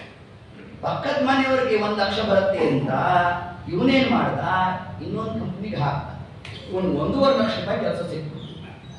ಅದೇನೋ ಸಿಕ್ತು, ಆದರೆ ಬೆಳಗ್ಗೆ 4 ಗಂಟೆಗೆ ಹೋಗಬೇಕು, ರಾತ್ರಿ 11 ಗಂಟೆಗೆ ಬರಬೇಕು, ಯಾವಾಗಲೂ ಏನೋ ಒಂದಿಷ್ಟು ತಿನ್ನಬೇಕು, ಎಲ್ಲಂದ್ರಲ್ಲಿ ಹೆಣ್ಣಂದ್ರೆ ಬೆದ್ಕೋಬೇಕು. ಉಪನ್ಯಾಸ ಹೋಯ್ತು, ಸಾಯಂ ಸಂಧ್ಯಾ ವಂದನೆ ಹೋಯ್ತು, ಬೆಳಗ್ಗೆ ದೇವರ ಪೂಜೆ ಹೋಯ್ತು, ಇವೆಲ್ಲ ಹೋಯ್ತು ಅಂತಂದ್ರೆ ಆಗೇನಾಯ್ತು? ನರಕಾದಿಗಳಿಗೆ ಪ್ರವೇಶ ಆಯಿತು. ಇದನ್ನು ಬೇಡ ಅಂತ ಶಾಸ್ತ್ರ ತಿಳಿಸಿದೆ. ಹೀಗೆ ಏವಂ ಕುಟುಂಬ ಭರಣೆ, ಇದೇ ಆ ಶಬ್ದ ಅರ್ಥ. ಕೇವಲ ಕುಟುಂಬ ಪೋಷಣೆಗಾಗಿ ಮಾಡ್ತು ಅಂತಂದ್ರೆ ತೇನರಹ ಪಶುವೋ ಲೋಕೆ ಕಿಂ ತೇಷಾಂ ಜೀವಿತೆ ಫಲಂ ಏನ ಲಬ್ಧ ಹರಿದೀಕ್ಷಾ ನಾ ಅರ್ಚಿತೋ ವಾಜರಾರ್ದನ. ಕೃಷ್ಣಾಮೃತ ಮಹಾನದರ್ಶಿಮ ರಾಜ್ಯಾಲಿ ಮಾತು ತಗೊಂಡಿದ್ದಾರೆ. ತೇನರಹ ಪಶುವೋ ಲೋಕೆ, ಪಶುಗಳ ಅಂತ ಕೇಳ್ತಾರೆ ನಮ್ಮನ್ನು ಪ್ರಶ್ನೆಯನ್ನ. ಒಂದು ಪಶು ಪಕ್ಷಿಗಳು ತಾವು ಬೆಳಗ್ಗೆ ಏಳಬೇಕು, ಇಡೀ ದಿನ ಆಹಾರಕ್ಕಾಗಿ ಪರ್ಯಟನೆ ಮಾಡಬೇಕು, ಸಾಯಂಕಾಲ ಬರಬೇಕು, ತಾನೊಂದಷ್ಟು ತಿನ್ನಬೇಕು, ಮರಿಗೆ ಕೊಡಬೇಕು, ಮಲ್ಕೋಬೇಕು, ಬೆಳಗ್ಗೆ ಏಳಬೇಕು. ನಾವು ಅದಕ್ಕಿಂತ ಕಡೆ. ಅದಾದರೂ ಪರವಾಗಿಲ್ಲ, ಸೂರ್ಯೋದಯ ಆದ್ಮೇಲೆ ಯಾವುದು ಮಲ್ಕೋದು. ನಾವು ಪ್ರಾರಬ್ಧ ಕರ್ಮ ಸೂರ್ಯೋದಯನೇ ನೋಡಿಲ್ಲ. ಹಿಂಗಾಗೋಗಿದೆ. ಅದಕ್ಕೆ ಅಂದ್ರು ದಾಸರಾಯರು, ಬೆಳಗಿನ ಜಾವದಿ ಹರಿಣಿ ಮಸ್ಮರಣೆಯ ಹಲುಬಿಕೊಳ್ಳದ ತಪ್ಪು, ಮಲಮೂತ್ರ ವಿಸರ್ಜನೆ ಮೃತ್ತಿಕೆಯಲಿನ ಮಲಿನವ ತೊಳೆಯದ ತಪ್ಪು, ತುಳಸಿಗೋ ವೃಂದಾವನ ಸೇವೆಗೆ ನಾ ಅಲಸವ ಮಾಡಿದ ತಪ್ಪು, ನದಿನ ಸಖೋದಯ ಗರ್ಭವ ನೀಡದ ಕಲಿಗಾ ಸಂಗದ ತಪ್ಪು. ತಪ್ಪು ದೊಡ್ಡ ಪಟ್ಟಿ ಕೊಟ್ಬಿಟ್ಟು ಪುರಂದರದಾಸ. ಇದರಲ್ಲಿ ಯಾವ್ದಾಗಿದೆಯೋ ಟಿಕ್ ಮಾಡ್ಕೊಳ್ರಿ ಎಂದು ಸೆಲೆಕ್ಟ್ ಆಡ್ಕೊಳ್ಬೇಕು ನಾವು. ನಮ್ಮ ಕಥೆ ಆಲೆ ಬಹುದು ಅಂದ್ರೆ ಯಾಕೆ ವಿಷಯ ತಿಳಿಸ್ತಾ ಇದ್ದೇವೆ? ಜಡಭರತನ ಭಕ್ತ ಅಂತ, ಅರ್ಥಾತ್ ಭರತ ಚಕ್ರವರ್ತಿ ಎಲ್ಲಾ ತ್ಯಾಗ ಮಾಡಿ ಬಂದಿದ್ದಾನೆ. ಆದರೆ ಒಂದ್ ದಿವಸ ಏನ್ ನಡೀತು ನೋಡಿ, ಪರಮಾತ್ಮ ಹ್ಯಾಕ್ ಪರೀಕ್ಷೆ ಮಾಡ್ತಾನೆ. ಸುಮ್ಮನೆ ಸಾಧನ ಹಂಗ್ ನಡೀತಕ್ಕಂಥದ್ದ? ಹಂಗಲ್ಲ ಅಂದ ನಮ್ಮ ದೇವರು. ಇವೆಲ್ಲ ನಮಗೆ ದೇವತೆಗಳು ಬಂದಿದ್ದಾರೆ, ದೃಷ್ಟಾಂತ ತೋರಿಸ್ತಾ ಇದ್ದಾರೆ ಅಂದ್ರೆ ಇದರಿಂದ ನಾವೇನ್ ತಿಳಿಬೇಕು? ಎಲ್ಲಾ ಬಿಟ್ಟಾಕ್ಷಣಕ್ಕೆ ವ್ಯಾಮೋಹವನ್ನು ಬಿಟ್ಟಿದ್ದೇವೆ, ಅದಷ್ಟು ಸುಲಭ ಅಲ್ಲ ಅಂದ ನಮಗೆ. ಆದ್ರೆ ವ್ಯಾಮೋಹವನ್ನು ಬಿಡಬೇಕಾದ್ರೆ ಮೊದಲಿಗೆ ಪರಮಾತ್ಮ ತಾನು ತಿಳಿಸಿದ್ದ ದೊಡ್ಡವರ ಸೇವೆ. ಅನೇಕ ಕಾಲದ ಜನ್ಮಗಳಲ್ಲಿ ದೊಡ್ಡವರ ಪಾದಾಕ್ರಾಂತನಾಗಿ ಅವರ ಪಾದ ಧೂಳನ್ನ ಶಿರಸ ನಾವು ಧಾರಣೆ ಮಾಡಿದ್ರೆ ಮಾತ್ರ ಆಗ್ತಕ್ಕಂಥದ್ದು ಯಾವುದು? ಭಗವತ್ ಸಾಧನಾ ವಿಶೇಷ. ಇಲ್ಲ ಅಂತಂದ್ರೆ ಅಂತಹ ನದಿ ತೀರ, ನಿರ್ಜನವಾದ ಪ್ರದೇಶ, ಬೇಕಾದ ಸಾಧನೆ ನಡೆಯುವುದಿತ್ತು. ಪರಮಾತ್ಮ ಅಂದ್ರೆ ತತ್ಕಾಲಕ್ಕೆ ಒಂದು ಜಿಂಕೆಯನ್ನು ನಿಮಿತ್ತ ಮಾಡಿದ ಸ್ವಾಮಿ. ಅದು ಬರಬೇಕು, ನೀರು ಕುಡಿಬೇಕು, ಅದು ಗರ್ಭವತಿ ಆಗಿರೋಣ, ತತ್ಕಾಲಕ್ಕೆ ಹುಲಿ ಗರ್ಜನೆ ಮಾಡಬೇಕು. ಅದರಿಂದಾಗಿ ಆ ತಾಯಿ ಜಿಂಕೆ ತಾನು ಗರ್ಭಿಣಿ, ತಾನು ಹೆದರೋಣ, ಪ್ರಸವ ಆಗಬೇಕು, ತಾಯಿ ಜಿಂಕೆ ಮೃತ ಆಗಬೇಕು. ಎಷ್ಟು ಕಾರ್ಯ ಪರಮಾತ್ಮ ನಡೆಸಿದ್ದಾನೆ ನೋಡ್ರಿ. ಆ ಕಾಲಕ್ಕೆ ಮರಿ ಜಿಂಕೆ ನೀರಿನಲ್ಲಿ ತೆಗೆದುಕೊಂಡು ಹೋಗ್ತಾ ಅದನ್ನ ರಕ್ಷಣೆ ಮಾಡದ ದೇವರಿಂದ. ಇಲ್ಲಿ ತನಕ ದೋಷ ಇಲ್ಲ. ಜೀವ ರಕ್ಷಣೆ ಮಾಡಿದ್ದು ಭಾಗವತ ಧರ್ಮ, ತಿತಿಕ್ಷಾ, ಭೂತದಯ ಮಾಡ್ರಿ. ಅದನ್ನ ನಾನಾ ಜನಸ್ಯ ಶುಶ್ರೂಷ ಅವಶ್ಯ ಮಾಡಬೇಕು, ಅದನ್ನ ಮಾಡಿ. ಆದರೆ ಅದಾದ್ಮೇಲೆ ಏನು ಮಾಡದ? ಅದಷ್ಟು ಧರ್ಮ ವಿರುದ್ಧ. ನಾನೇ ರಕ್ಷಕ ಅಂತ ಅನ್ಕೊಂಡ್ಬಿಟ್ಟಂತೆ ಅವನ ತಲೆಗೆ ಈ ದೇವ್ರ ನಾವು ಬರಲೇ ಇಲ್ಲ. ಚಿಂತೆಯಾಗಿ ಮಾಡುತ್ತಿದ್ದಿ ಚಿನ್ಮಯನಿದ್ದಾನೆ ಅನ್ನೋ ಶಬ್ದವೇ ಬರಲಿಕ್ಕೆ ಬಂದಿದೆ. ಕೊನೆಗೆ ಅದರ ಲಾಲನೆ, ಪೋಷಣೆ, ಅದರ ಮೇಲೆ ವ್ಯಾಮೋಹ ಯಾವ ಹಂತಕ್ಕೆ ಹೋಯಿತು ಅಂತಂದ್ರೆ ಧ್ಯಾನ ಪರನಾಗೋ ಕಾಲಕ್ಕೂ ಕೂಡ ಜಿಂಗಿನ ತಲೆಗೆ ಬರ್ತಾ ಇದೆ. ಯಾವ ಹುಲಿ ಬಂದು ಕಟ್ಕೊಂಡು ಹೋಗುತ್ತೋ ಏನೋ, ಅದನ್ನ ಯಾರು ರಕ್ಷಣೆ ಮಾಡ್ತಾರೋ, ಏನ್ ಕಥೆನೋ ಅಂತ ಹಿಂದೆ ತಾನಲ್ಲಿ ಯೋಚನೆಯನ್ನು ಮಾಡ್ತಾ ಸಮಗ್ರವಾಗಿ ಕಾಲಕ್ಕೆ ಆ ಜಿಂಕೆ ಧ್ಯಾನ ಆಗಬೇಕು. ಇನ್ನೇನು ದೇಹವನ್ನು ಬಿಡಬೇಕು. ದೇಹವನ್ನು ಬಿಡೋ ಕಾಲಕ್ಕೂ ಕೂಡ ಯಂ ಯಂ ವಾವಿಸ್ಮರನ್ ಭಾವಂ ಸೃಜಂತ್ಯಂತೆ ಕಲೇವರಂ. ಕೃಷ್ಣನ ಮಾತಿದು. ಯಾರ್ಯಾರು ಯಾರ್ಯಾರು ಯಾವ ಯಾವದನ್ನ ಚಿಂತನೆಯನ್ನು ಮಾಡ್ತಾ ದೇಹವನ್ನು ಬಿಡ್ತಾರೋ, ಕಲೇವರಂ ದೇಹವನ್ನು ಬಿಡ್ತಾರೋ, ಮುಂದೆ ಅವರಿಗೆ ನಾನು ದೇವ ಸ್ಮರಣೆ ಮಾಡ್ಕೊಂಡು ದೇಹ ಬಿಟ್ಟೆ ಅಂದ್ರೆ ಮುಂದೆ ನಾನು ದೇವರಾಗ್ತೀನಾ? ಇದೊಂದು ಪ್ರಶ್ನೆ ಮಾಡ್ತಾರೆ. ಅಂತಂದ್ರೆ ಪರಮಾತ್ಮನಂತೆ ಜೀವನವು ಕೂಡ ಅಪ್ರಾಕೃತವಾದ ಆನಂದಮಯವಾದ ಶರೀರವನ್ನು ಜೀವ ತಾನು ಹೊಂದುತ್ತಾನೆ, ಹೊರತಾಗಿ ನಾವೇ ಪರಮಾತ್ಮ ಆಗ್ತೇವೆ ಅಂತ. ಹೇಗೆ ಆ ಜಿಂಕೆ ಚಿಂತನೆಯನ್ನು ಮಾಡಿದಾಗ ಅವನು ಅದೇ ಜಿಂಕೆ ಆದ್ನ, ಅದೇ ಜಿಂಕೆ ಆಗಿಲ್ಲ, ಇನ್ನೊಂದು ಆ ಜಿಂಕೆಯಿಂದ ಶರೀರ ಪ್ರಾಪ್ತಿಯಾಗಿ ಹೇಗೋ ಅದರಂತೆ ಇಲ್ಲೂ ಕೂಡ ನಾವೇ ದೇವರಾಗೋಲ್ಲ. ಆ ಪರಮಾತ್ಮ ಹೇಗೆ ಅವನು ಆನಂದಮಯನಾಗಿದ್ದಾನು, ನಮ್ಮ ಯೋಗ್ಯತಾನುಸಾರ ನಮಗೂ ಆನಂದಮಯ ಶರೀರ ಪ್ರಾಪ್ತಿ ಆಗುತ್ತೆ. ಇಷ್ಟು ಅಂಶವನ್ನು ಹೇಳ್ತಾ ಹೀಗೆ ಆ ಭರತ ಚಕ್ರವರ್ತಿ ಆತನ ಮುಂದೆ ಜಿಂಕೆ ಜನ್ಮ ಬರಬೇಕು. ಜಿಂಕೆ ಜನ್ಮ ಬಂದಾಗಲೂ ಕೂಡ ನೋಡ್ರಿ ಪರಮಾತ್ಮನ ಅನುಗ್ರಹ ಹೇಗಿದೆ. ಯಾವುದೋ ಝೂಲ್ ಹಾಕಲಿಲ್ಲ, ತಗೊಂಡೋಗಿ ಎಲ್ಲಿ ಬಿಟ್ಟ ಅಂತಂದ್ರೆ ಯಾವ ಶಿಲೆಗೆ ನಾವು ಅಭಿಷೇಕ ಮಾಡಿ ಮೂರು ಬಾರಿ ತಗೊಳ್ತಾ ಪ್ರಥಮಂ ಕಾಯಶುದ್ಧ್ಯರ್ಥಂ, ದ್ವಿತೀಯಂ ಧರ್ಮ ಸಾಧನಂ, ತೃತೀಯಂ ಮೋಕ್ಷಂ ಆಪ್ನೋತಿ ಏವಂ ಸಿದ್ಧಾಭಿವೇ ಅಂತ ಹೇಳ್ತಾ ನಮ್ಮ ಜನ್ಮ ಸಾರ್ಥಕ ಆಯಿತು ಅಂತ ಹೇಳ್ತಾ ಇದ್ದೇವೋ ಅಂತಹ ಶಿಲೆಯ ಉಗಮ ಸ್ಥಾನ ಯಾವುದು? ಗಂಡಕಿ ನದಿ. ಅಲ್ಲಿ ತಗೊಂಡೋಗ್ಬಿಟ್ಬಿಟ್ಟ ನಮ್ದು. ಅಷ್ಟ್ಯಾಕೆ ಮಾಡ್ದ ಅಂತಂದ್ರೆ ಸಾಧನೆ ಮಾಡಬೇಕು ಅಂತ ನೀನು ಬಂದಿಯಲ್ಲೋ ಅಷ್ಟಕ್ಕೆ ಅನುಗ್ರಹ ಮಾಡ್ತೇನೆ ಅಂತ ನಮ್ಮ ಸ್ವಾಮಿ ತಗೊಂಡು ಹೋಗಿ ಎಲ್ಲಿ ಆ ಸಮಗ್ರವಾಗಿ ಆ ಚಕ್ರತೀರ್ಥ ಅರ್ಥಾತ್ ಗಂಡಕಿ ನದಿ ಅಲ್ಲಿ ಎಲ್ಲಿ ಬ್ರಹ್ಮದೇವರ ವಿಶೇಷವಾದ ಸನ್ನಿಧಾನ. ಕಾರಣ ವಜ್ರಕೀಟ ಯಾರು? ಬ್ರಹ್ಮದೇವರು ತಾವು ಇದ್ದು ಆ ಕಾರ್ಯವನ್ನು ನಡೆಸ್ತಾರಂತೆ. ಅದಂತ ಶಾಲಿಗ್ರಾಮದ ಅಭಿಷೇಕವಾದ ಪವಿತ್ರವಾದ ಜಲವನ್ನು ಪಾನ ಮಾಡ್ತಾ ಇರಬೇಕು. ಏನು ಪರಮಾತ್ಮನ ಅನುಗ್ರಹ. ಅಂತಹ ಜಿಂಕೆ ಜನ್ಮ ಬಂದರೂ ಕೂಡ ಹಿಂದಿನ ಜನ್ಮ ಸ್ಮರಣೆ ಹೋಗ್ಲೇ ಇರುತ್ತೆ. ಇದು ಪರಮಾತ್ಮನ ಕಾರುಣ್ಯ ಅಲ್ರಿ. ಅವನೇನು ಧ್ಯಾನ ಮಾಡಲಿಲ್ವಲ್ಲ, ಧ್ಯಾನ ಮಾಡ್ತೇನೆ ಅಂತನ್ನಲ್ಲ, ಇಷ್ಟು ಅನುಗ್ರಹ. ಪ್ರಾರಂಭ ಮಾತ್ರ ಇಚ್ಛಾವ ವಿಷ್ಣು ಧರ್ಮೇ ನಾನಿಶ್ವರ. ಹೀಗೆ ತಿಳಿಸ್ತಾ ಆ ದೇಹವನ್ನು ತಾನು ಬಿಡಬೇಕು. ಮುಂದೆ ಆತನೇ ಜಡಭರ್ತನಾಗಿ ಬರೋಣ. ಆ ಜಡಭರ್ತ ತಾತನು ನಮ್ಗೆಲ್ಲ ಕಥೆ ಗೊತ್ತಿರತಕ್ಕಂಥದ್ದೇ. ಮೂಕ, ಬದರ, ರಂತಿಪ್ಪಾರು ನೋಡು ಭಜನೆ ಬೇಕಾದ ಬ್ರಹ್ಮಜ್ಞಾನ ತಲೆಯಲ್ಲಿ ತಿಳ್ಕೊಂಡಿರ್ಬೇಕು. ನೋಡುವವರ ಕಣ್ಣಿಗೆ ಜಡವತ್ತು ಒಂದು, ಪದಾರ್ಥದಂತೆ ತಾನು ವರ್ತನಾದಿಯನ್ನು ನಡೆಸ್ತಾ ಇದ್ದಾನೆ. ತತ್ಕಾಲಕ್ಕೆ ಆ ಒಬ್ಬ ಶೂದ್ರ ರಾಜ ತಾನೇನು ಮಾಡ್ತಾ, ಒಳ್ಳೆ ದಷ್ಟಪುಷ್ಟವಾಗಿ ಶರೀರ ಇತ್ತು ಯಾರು ಜಡಭರ್ತನಿಗೆ, ಇವನ್ನೇ ಇವತ್ತು ಬಲಿ ಕೊಡೋಣ ಅಂತ ಕರ್ಕೊಂಡು ಹೋದ್ರು ಯಾರು ನಮ್ಮ ಜಡಭರ್ತರು. ಕಾರಣ ಕೊಲ್ಲಿಕ್ ನೀವು ಯಾರು ಕೂಡ ಮಾಡ್ಲಿಕ್ಕೆ ಸಮರ್ಥರಲ್ಲ. ಈ ದೇಹದ ಮೇಲೆ ಯಾವ ಒಂದು ನಮಗಿಲ್ಲ. ಪರಮಾತ್ಮನ ಸಂಕಲ್ಪದಲ್ಲಿ ಹಿಂಗೆ ನಾವು ದೇಹವನ್ನು ಬಿಡಬೇಕು ಅಂತಂದ್ರೆ ಹರಿಯಾಜ್ಞೆಯಂತೆ ಆಗ್ಲಿ ಅಂತಂದ್ರು ಆ ಕಾಲ. ಹಿಂಗೆ ತಾವು ಇನ್ನೇನು ಕಡೆಯೋ ಕಾಲಕ್ಕೂ ಕೂಡ ಕಿಂಚಿತ್ತು ವಿಕಾರ ಹೊಂದಲಿಲ್ಲ ನೋಡ್ರಿ. ಅಂತಹ ಬ್ರಹ್ಮಜ್ಞಾನ ಪ್ರಾಪ್ತಿ ಆಗೋದು. ಇಂತಹ ಆ ಒಂದು ತತ್ವಜ್ಞಾನ ಬರಬೇಕಾದರೆ ಅವರೇನು ವನಪ್ರಸ್ಥರ ಸಾಧನಾ ವಿಶೇಷ ಮಾಡಿ ಅಪರೋಕ್ಷ ಜ್ಞಾನ ಪಡೆದಿದ್ರು. ಈಗ ಈ ಜನ್ಮದಲ್ಲಿ ಹಿಂಗೆಲ್ಲ ಆಯ್ತು. ಈ ಒಂದು ವಿಶೇಷಾಲಿಗಳಲ್ಲ, ಹಂಗೇನಲ್ಲ, ಮಾಡಬೇಕು ಅಂತ ಹೊರಟಿದ್ದಷ್ಟೇ. ಅದಕ್ಕೂ ನೋಡು ಪರಮಾತ್ಮ ಎಷ್ಟು ಅನುಗ್ರಹ, ಎಷ್ಟು ವೈರಾಗ್ಯವಂತ ಕೊಡಿಸಿದ್ದಾನೆ. ಮಾಡಿದಾಗ ಆ ಕಾಳಿ ರೂಪದಲ್ಲಿರ್ತಕ್ಕಂಥ ಆ ಶಕ್ತಿ ದೇವತೆ ತಾನು ಹೊರಬರಬೇಕು, ಆ ರಾಜನನ್ನೇ ತಾನು ಕಡ್ದಾಕಬೇಕು. ನಮ್ಮ ಭರತ ಚಕ್ರವರ್ತಿ ಅರ್ಥ ಜಡಭರ್ತನನ್ನ ತಾನು ವಿಶೇಷವಾಗಿ ರಕ್ಷಣಾದಿಗಳನ್ನು ಮಾಡಿರಬೇಕು. ಇಷ್ಟೆಲ್ಲ ಆಯಿತು. ಮುಂದೆ ಬಹುಗಣ ರಾಜನಿಗೂ ಜಡಭರ್ತರಿಗೂ ಆ ಒಂದು ಸಮಾಗಮ ಆಗ್ತಕ್ಕಂಥ ಒಂದು ಪ್ರಸಂಗ. ತತ್ಕಾಲಕ್ಕೆ ಪಾಲಕಿಯಿಂದ ಪಲ್ಲಕ್ಕಿ ಆ ಮೇನೆಯಲ್ಲಿ ಆ ರಾಜ ತಾನು ಬರ್ತಾ ಇದ್ದಾನೆ. 3 ಮಂದಿ ಇದ್ರು, ಒಬ್ರು ಮಾತ್ರ ಅಲ್ಲಿ ಸ್ವಲ್ಪ ಇರಲಿಲ್ಲ. ತತ್ಕಾಲಕ್ಕೆ ಏನು ಮಾಡಿದಂತೆ ಜಡಭರ್ತನನ್ನೇ ಹಾಕೊಂಡು 3 ಮಂದಿ ಒಂದು ಪ್ರಕಾರವಾಗಿ ಹೆಜ್ಜೆ ಹಾಕ್ತಿದ್ರೆ ಇವನು ಮಾತ್ರ ವಿರುದ್ಧವಾಗಿ ಹಾಕ್ತಿದ್ದ. ಶಾಸ್ತ್ರ ಪ್ರಕಾರ ಇವನು ಸರಿಯಾಗಿ ಹೆಜ್ಜೆ ಹಾಕ್ತಿದ್ದ. 3 ಮಂದಿ ಅಪಮಾನ. ಯಾಕೆ? ನಾವು ರಾಜಂದೇ ಸೇವೆ ಮಾಡ್ತಾ ಇದ್ದೇವೆ ಅಂತ ತಲೆಲಿತ್ತಂತೆ. ಹಾಗಾದ್ರೆ ಅವರು 3 ಮಂದಿ ಏನಿತ್ತು ಅದು ಅಪಮಾರ್ಗ ಅಂತ ಭಾಗವತ. ಆ ಕಾಲಕ್ಕೆ ರಾಜ ಗದರ್ದ, ಯಾಕೆ ಹಿಂಗೆ ಬರ್ತಿದ್ದೀರಿ ಅಂತ.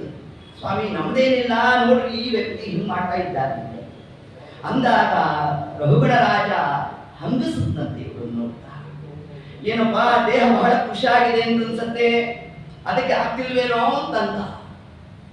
ಆಗ ನಮ್ಮ ಜಡಭರ್ತರು ತಾವು ಮನಸ್ಸನ್ನು ಅಂದ್ಕೊಂಡ್ರಂತೆ, ಈ ದೇಹ ಅಶಾಶ್ವತ, ಇದಕ್ಕೆ ಪುಷ್ಟಿ ತಗೊಂಡು ಏನು ಮಾಡ್ತೀರಿ, ಇದು ಕೃಷಾದ್ರೆ ಏನು, ಇದ್ರ ಬಗ್ಗೆ ನೀವು ಇಷ್ಟೆಲ್ಲ ಮಾತಾಡ್ತಾ ಇದ್ದೀರಲ್ಲ ಅಂತ ಮನಸ್ಸಿನಲ್ಲಿ ತಾನು ಆಲೋಚನೆ ನಡೆಸಿದ.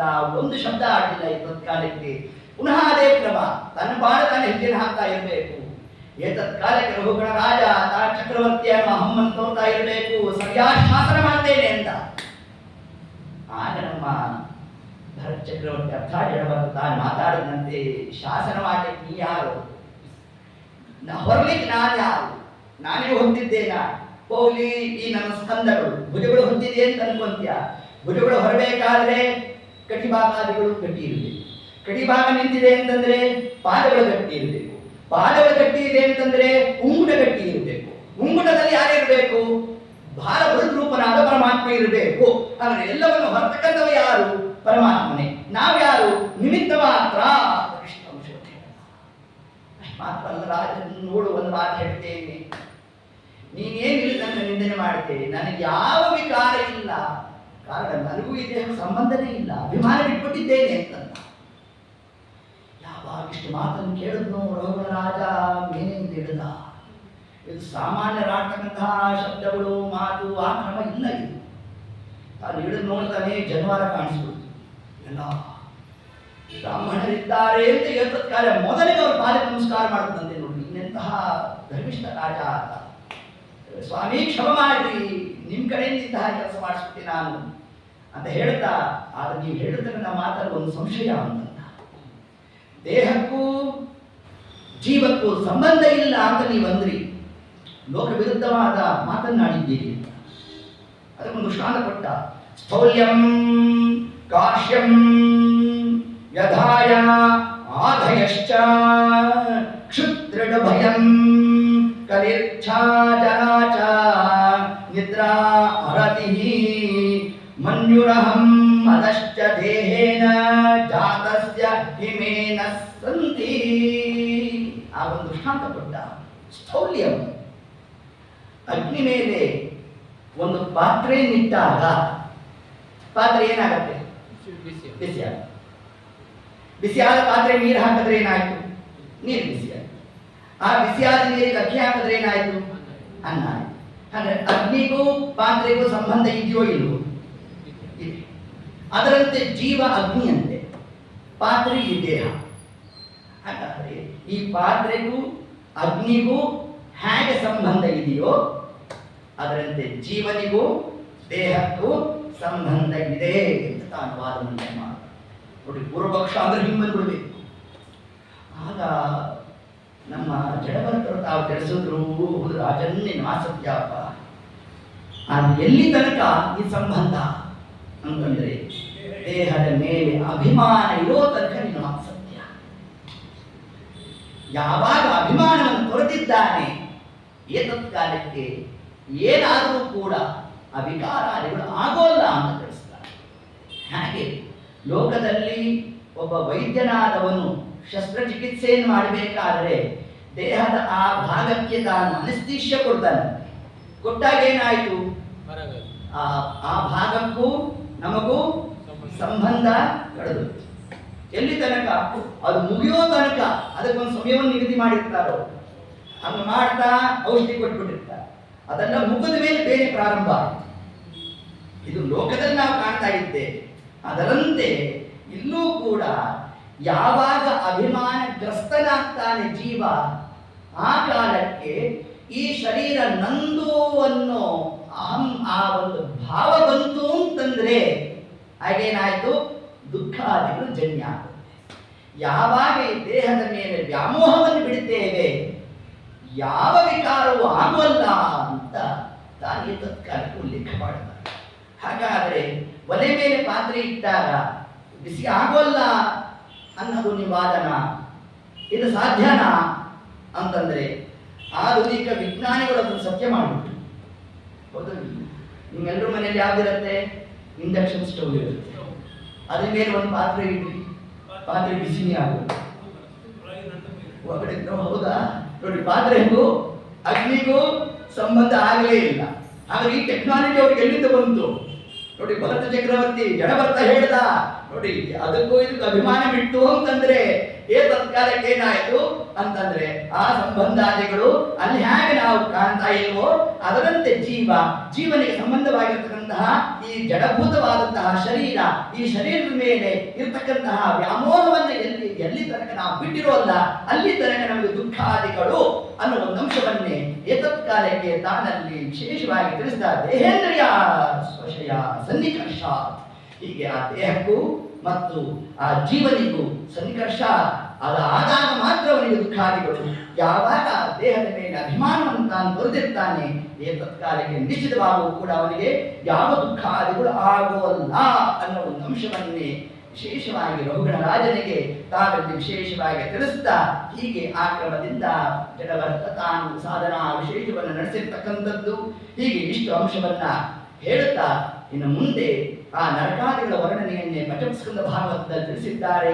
ಎಷ್ಟೆಷ್ಟು ಪ್ರಕಾರವಾದ ನರಕಗಳನ್ನು ತಿಳಿಸಿದ್ದಾರೆ ಅಂತಂದ್ರೆ 84 ಲಕ್ಷ ವಿಧವಾದಂತಹ ನರಕಗಳನ್ನು ಹೇಳಿದ್ದಾರಂತೆ. ಅದರಲ್ಲಿ ಅತಿ ಶ್ರೀಮಂತವಾದ ನರಕಗಳು ಅಂದ್ರೆ ಏನು, ಅತಿ ದುಃಖಪ್ರದ ಅಂತ 27 ನಾವು ಇನ್ನೂ ಆ ಗರ್ಭ ಶ್ರೀಮಂತರಾಗಬೇಕು ಅಂತ ಅಂದ್ರೆ ಏನು, ಇನ್ನಷ್ಟು ದುಃಖ ಎಷ್ಟಂತೆ 6 ಅಂತೆ. ಅದೇ ರವರವ, ತಾಮಿಸ್ರ, ಅಂಗತಾಮಿಸ್ರ, ಕ್ರಿಮಿ ಭೋಜನ, ಹಸಿಪತ್ರವನ ಮೊದಲಾದಂತಹ ವೈತರಣಿ ಮೊದಲಾದಂತಹ ನರಕಗಳೇನಿದೆ ಅತಿ ದುಃಖಪ್ರದವಾದ ನರಕಗಳು ಅನ್ನೋ ಅಂಶವನ್ನ ತಿಳಿಸ್ತಾ, ಅಂತಹ ನರಕದಲ್ಲಿ ಅದರಲ್ಲಿ ಒಂದು ನರಕ ಯಾವುದು ಅಂತಂದ್ರೆ ಕಪಿಲೋಪಾಖ್ಯಾನದ ಪರಮಾತ್ಮ ತಿಳಿಸ್ತಾ ಒಂದು ಮಾತನ್ನ, ನರಕ ನಮಗೆ ಎಲ್ಲಿಂದ ಪ್ರಾರಂಭ ಅಂತಂದ್ರೆ ತಾಯಿಯ ಗರ್ಭವಾಸ, ಅದೊಂದು ನರಕ ಅಂತಂದ ಸ್ವಾಮಿ.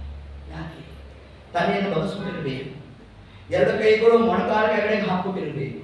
ಎಷ್ಟು ಪರಾಧೀನ ಜೀವ, ತಾಯಿಯ ಉಸಿರಿಂದಾಗಿ ಉಸಿರಾಟ ನಡೀತಾ ಇರ್ಬೇಕು. ತಾಯಿಯ ಆಹಾರ ಮಗುವಿಗೆ ಆಹಾರ, ವೃದ್ಧಾಪ್ಯಕ್ಕಿಂತ ಪರಧೀನತ್ವ ಎಲ್ಲಿ, ಗರ್ಭಾವಸ್ಥೆ. ಆ ಗರ್ಭಿಣಿ ಸ್ತ್ರೀಗೆ ಏನೇನು ಅಪೇಕ್ಷೆ ಆಗಬೇಕು, ಮೆಣಸಿನಕಾಯಿ ತಿನ್ಬೇಕು ಅಂತೆಲ್ಲ ತೋರ್ತಾ ಇರ್ತಂತೆ ನೋಡಿ. ಅದನ್ನೇ ಅದೇ ಮಗು ಆಹಾರವಾಗಿ ಹೊಟ್ಟೋಗ್ಬೇಕು. ಎಷ್ಟೆಷ್ಟು ದುಃಖಾದಿಗಳು, ಇದು ಗರ್ಭವಾಸದಿಂದ ಪ್ರಾರಂಭ ಆಗ್ತಕ್ಕಂಥ ದುಃಖಾದಿಗಳು. ಇನ್ನ ಪ್ರಾಣ ಹೋಗುವ ಕಾಲಕ್ಕೆ ದುಃಖಾದಿಗಳು. ಯಾರು ಧರ್ಮಾದಿಗಳನ್ನ ಅವಹೇಳನ ಮಾಡ್ತಾ ಸ್ವರ್ಗ ನರಕಾದಿಗಳೆಲ್ಲ ಕೇವಲ ಒಂದು ಕಾಲ್ಪನಿಕ ಅಂತ ಯಾರು ವಾದವನ್ನು ಮಾಡ್ತಾರೋ ನಮ್ಮ ದೇವರನ್ನ ಐಹಿಕಂ ದುಃಖಂ, ಅಂತ್ಯಕಾಲದಲ್ಲಿ ದುಃಖ ಕೊಟ್ಬಿಡ್ತೀನಿ ಅಂತ ನಮ್ಮ ಸ್ವಾಮಿ ಅವರಿಗೆ. ಹೆಂಗಿರಬೇಕು? ಮರಣಶೀಲನಾಗಿ ಮಲಗಿರಬೇಕು. ಮಲಗಿರೋ ಕಾಲಕ್ಕೆ ಕಂಠೆ ಭ್ರಮರಾಗತ್ತೆ, ಕಫಾದಿಗಳು ಸೇರ್ಬಿಡ್ಬೇಕಂತೆ. ಏನೋ ಮಾತಾಡಬೇಕು ಅಂತ ಬಂಧು ಬಾಂಧವರು ಬಂದ್ಬಿಟ್ಟಿರ್ತಾರೆ, ಅವ್ರ ಹತ್ರ ಮಾತಾಡಬೇಕು ಅಂತ ಅಪೇಕ್ಷೆ ಆಗ್ತಾ ಇರಬೇಕು. ಮಾತಾಡೋಣ ಅಂದ್ರೆ ಭರ್ ಭರ್ ಭರ್ ಭರ್ ಅಂತ ಶಬ್ದ ಬರ್ತಾ ಇರಬೇಕು. ನೋಡಿ ಎಷ್ಟೆಷ್ಟು ದುಃಖಾದಿಗಳು ನಾವು ಕಾಣ್ತೇವೆ.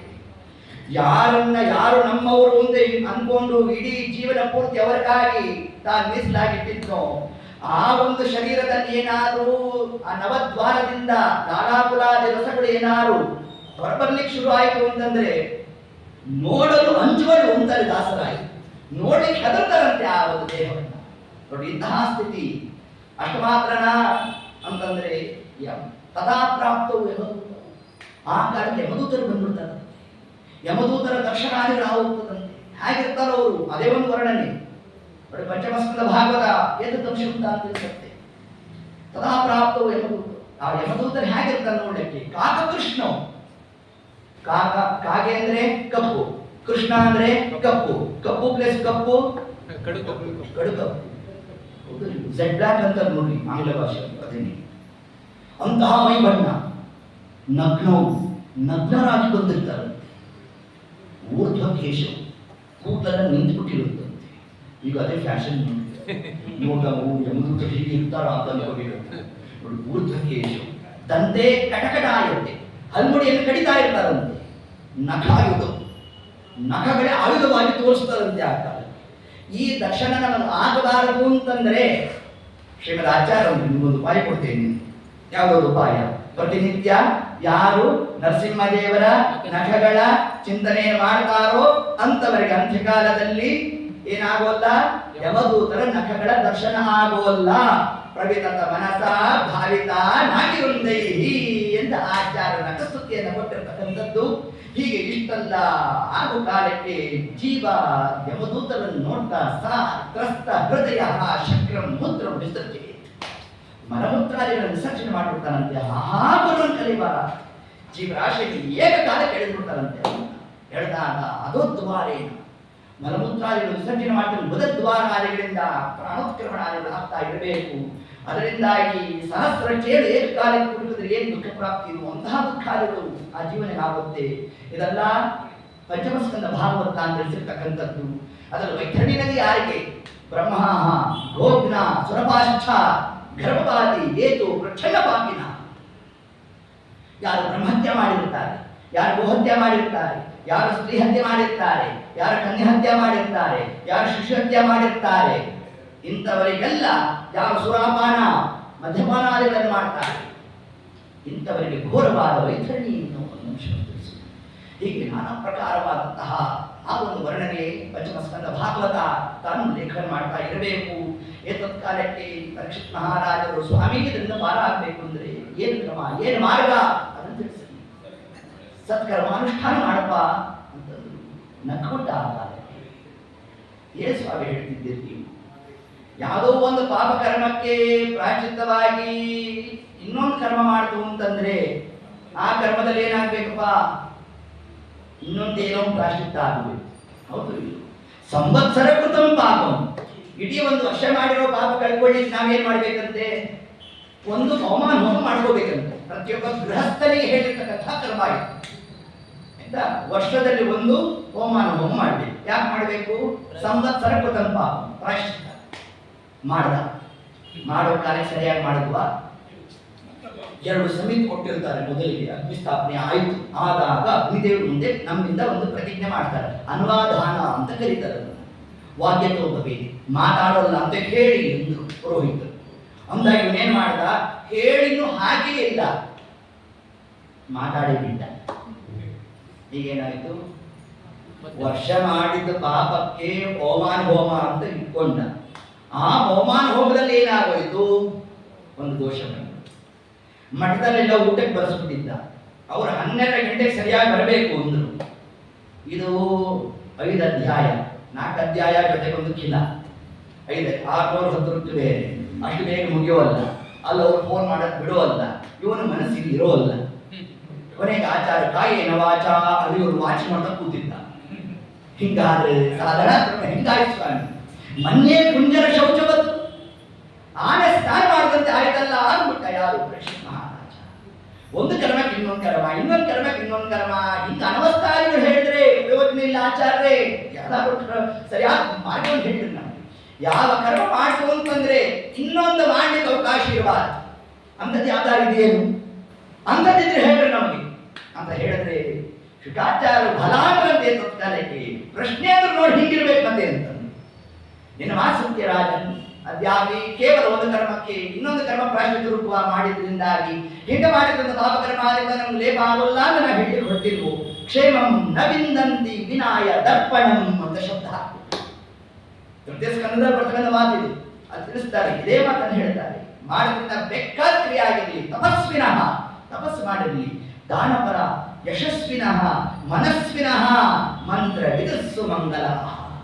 ಮಾಡತಕ್ಕಂತಹ ದಾನ ಧರ್ಮ ತಪ ಯಜ್ಞ ಪಾರಾಯಣ ಏನೇ ಕರ್ಮ ಇದೆ ಆ ಕರ್ಮಗಳನ್ನ ತಗೊಂಡು ಹೋಗಿ ಪರಮಾತ್ಮನಿಗೆ ಅರ್ಪಣೆ ಮಾಡಿಲ್ಲ ಅಂತಂದ್ರೆ ರಾಜನ್ ಏನು ಬರೋಲ್ವೋ. ಆದ್ದರಿಂದ ಮಾಡತಕ್ಕಂತಹ ಎಲ್ಲಾ ಕರ್ಮಗಳ ಪ್ರಾಯಶ್ಚಿತ್ತ ಯಾವುದು? ಜಗಾದ ಚತುರಕ್ಷರಂ ತಿಳಿಸ್ಬೇಕು ನಮಗೆ. ಬ್ರಹ್ಮಾನುಜೋ ನಾಮ ಗೃಣಂತೀಯೇತೆ ತಿಳಿಸಿದ್ರಲ್ಲ ಮಾತನ್ನ. ಬ್ರಹ್ಮಾನುಜು ಬ್ರಹ್ಮವಿದ್ಯೆ, ಅನುಜು ಪಾಠ ಪ್ರವಚನ. ಆ ಪಾಠ ಪ್ರವಚನಾದಿಗಳು ಯಾವ ಬ್ರಹ್ಮ ವೇದಾದಿಗಳನ್ನು ಕುರಿತು ನಾವು ಮಾಡ್ತಾ ಇದ್ದೇವೆ ಅಂತ ಹೇಳ್ತಾ ಇದ್ದೇವೋ ಆ ಎಲ್ಲ ಉಪನ್ಯಾಸವೂ ಕೂಡ ಪಾಠ ಪಾರಾಯಣ ಮತ್ತೊಂದು ಇದೆಲ್ಲ ಎಲ್ಲಿ ಹೋಗಿ ಸೇರ್ಬೇಕು? ಪರಮಾತ್ಮನಲ್ಲಿ ಹೋಗಿ ಸೇರಿಲ್ಲ ಅಂತಂದ್ರೆ ಅದು ಪ್ರಯೋಜನಕ್ಕೆ ಬರುವಲ್ಲ. ಬ್ರಹ್ಮಾನೂಜು ನಾಮ ಗೃಣಂತಿಯೇ ಮಾಡಿರುವ ಪ್ರತಿಯೊಂದು ಕ್ರಿಯೆಗಳನ್ನು ಕೂಡ ಮದರ್ಪಣಂ ಅಂದ ಕೃಷ್ಣ ಭಗವದ್ಗೀತೆ. ಏನೇನು ಕ್ರಿಯೆ ಮಾಡಿರ್ತೇವೆ ಅಷ್ಟ್ನನ್ ತಿನ್ನೋದು, ಸ್ಪೃಶನ್ ಜಿಘ್ರನ್ ಯಾವ್ಯಾವ ಕ್ರಿಯಾಗಳು ನಡೀತಾ ಇದೆಯೋ ಅದೆಲ್ಲ ನನಗೆ ಅರ್ಪಣೆ ಮಾಡಿ ಅಂತ ಪರಮಾತ್ಮ. ಹೀಗೆ ಅರ್ಪಣೆ ಮಾಡಿಲ್ಲ ಅಂತಂದ್ರೆ ಅನಂತ ಪ್ರಾಯಶ್ಚಿತ್ತ ಮಾಡಿದ್ರು ಕೂಡ ಯಾವುದು ಫಲದಾಯಕ ಆಗೋಲ್ಲಪ್ಪ. ಮಾಡಿರ್ತಕ್ಕಂಥ ಅನಂತ ಅಪರಾಧಕ್ಕೆ ಇರ್ತಕ್ಕಂಥ ಏಕೈಕ ಔಷಧಿ ಅಂದ್ರೆ ಯಾವುದು?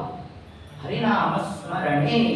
ಆ ಒಂದು ಹರಿನಾಮ ಸ್ಮರಣೆ ಅದರಿಂದ ಎಂತೆಂತಹ ಪಾಪಗಳು ಹೋಗುತ್ತೆ ಅನ್ನೋದನ್ನ ತಿಳಿಸ್ಲಿಕ್ಕಾಗಿ ಹೊರಟದ್ದು ಯಾವುದು? ಅಜಾಮಿಳನ ಉಪಾಖ್ಯಾನ. ನೋಡ್ರಿ ಅದಕ್ಕೆ ಇಷ್ಟು ಪೂರ್ವ ಪೀಠಿಕ. ಅಜಾಮಿಳನ ಚರಿತ್ರೆ ಯಾಕೆ ಬಂತು? ಇದಕ್ಕಾಗಿ ಬಂತು. ಅಜಾಮಿಳ ತುಂಬಾ ಪಾಪ ಮಾಡಿಬಿಟ್ಟಿದ್ದಂತೆ ಅಲ್ಲ, ನಾವು ಮಾಡ್ತಾ ಕೂತಿದ್ವಿ. ಜಾವಕ್ಕೆ 1000 ತಪ್ಪನ್ನು ಮಾಡುವೆ. ಒಂದು ಜಾವ 4 ತಾಸಲ್ಲಿ 1000 ತಪ್ಪು ಮಾಡಿಬಿಟ್ಟಿರ್ತೇವೆ.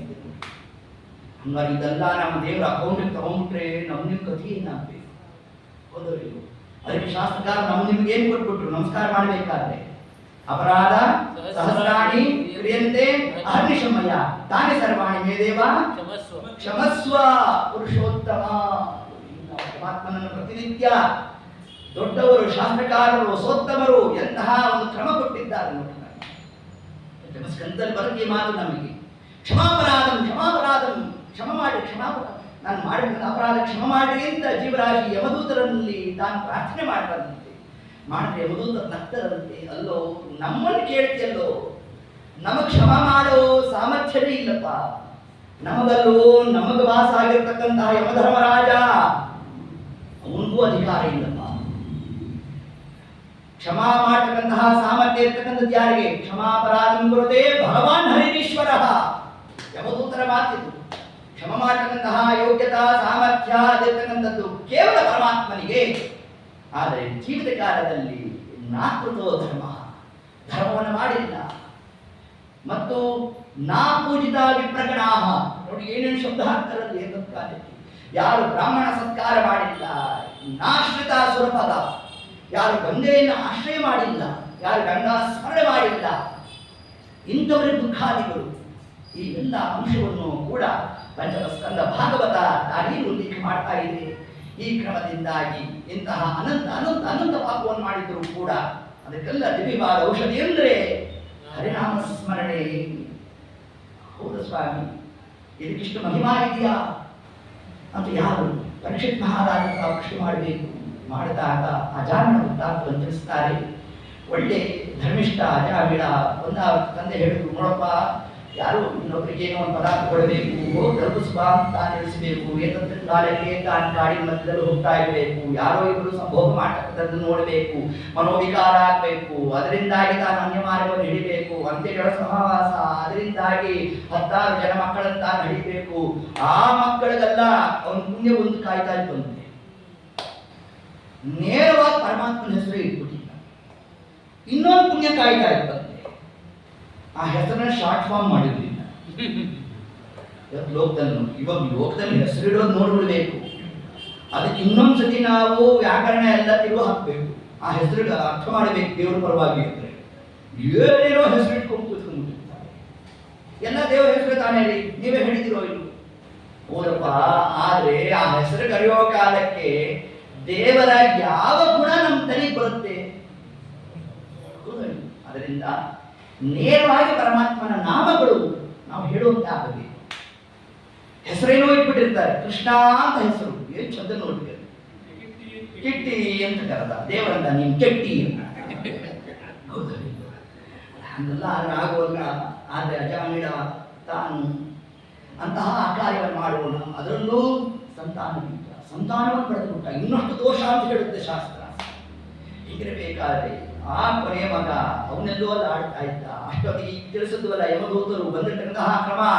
ಸಾ ದೃಷ್ಟ ತ್ರಸ್ತ ಹೃದಯ, ಅದನ್ನು ನಡಗುಟ್ಟ ಯತತ್ಕಾಲಕ್ಕೆ ಜಾಗ ತನ್ನ ಮಗ ಅಲ್ಲಿ ಆಡ್ತಿದ್ದ. ನಾರಾಯಣ ಅಂತ ಒಂದಾವತ್ತಿ ಅಂದ್ರೆ ಹಿಂದಿನ ಪ್ರಾರಬ್ಧ ಕರ್ಮ ಎಲ್ಲ ಯತತ್ಕಾಲಕ್ಕೆ ಉಪಮುಖನಾಗೆ ಹೋಯಿತು.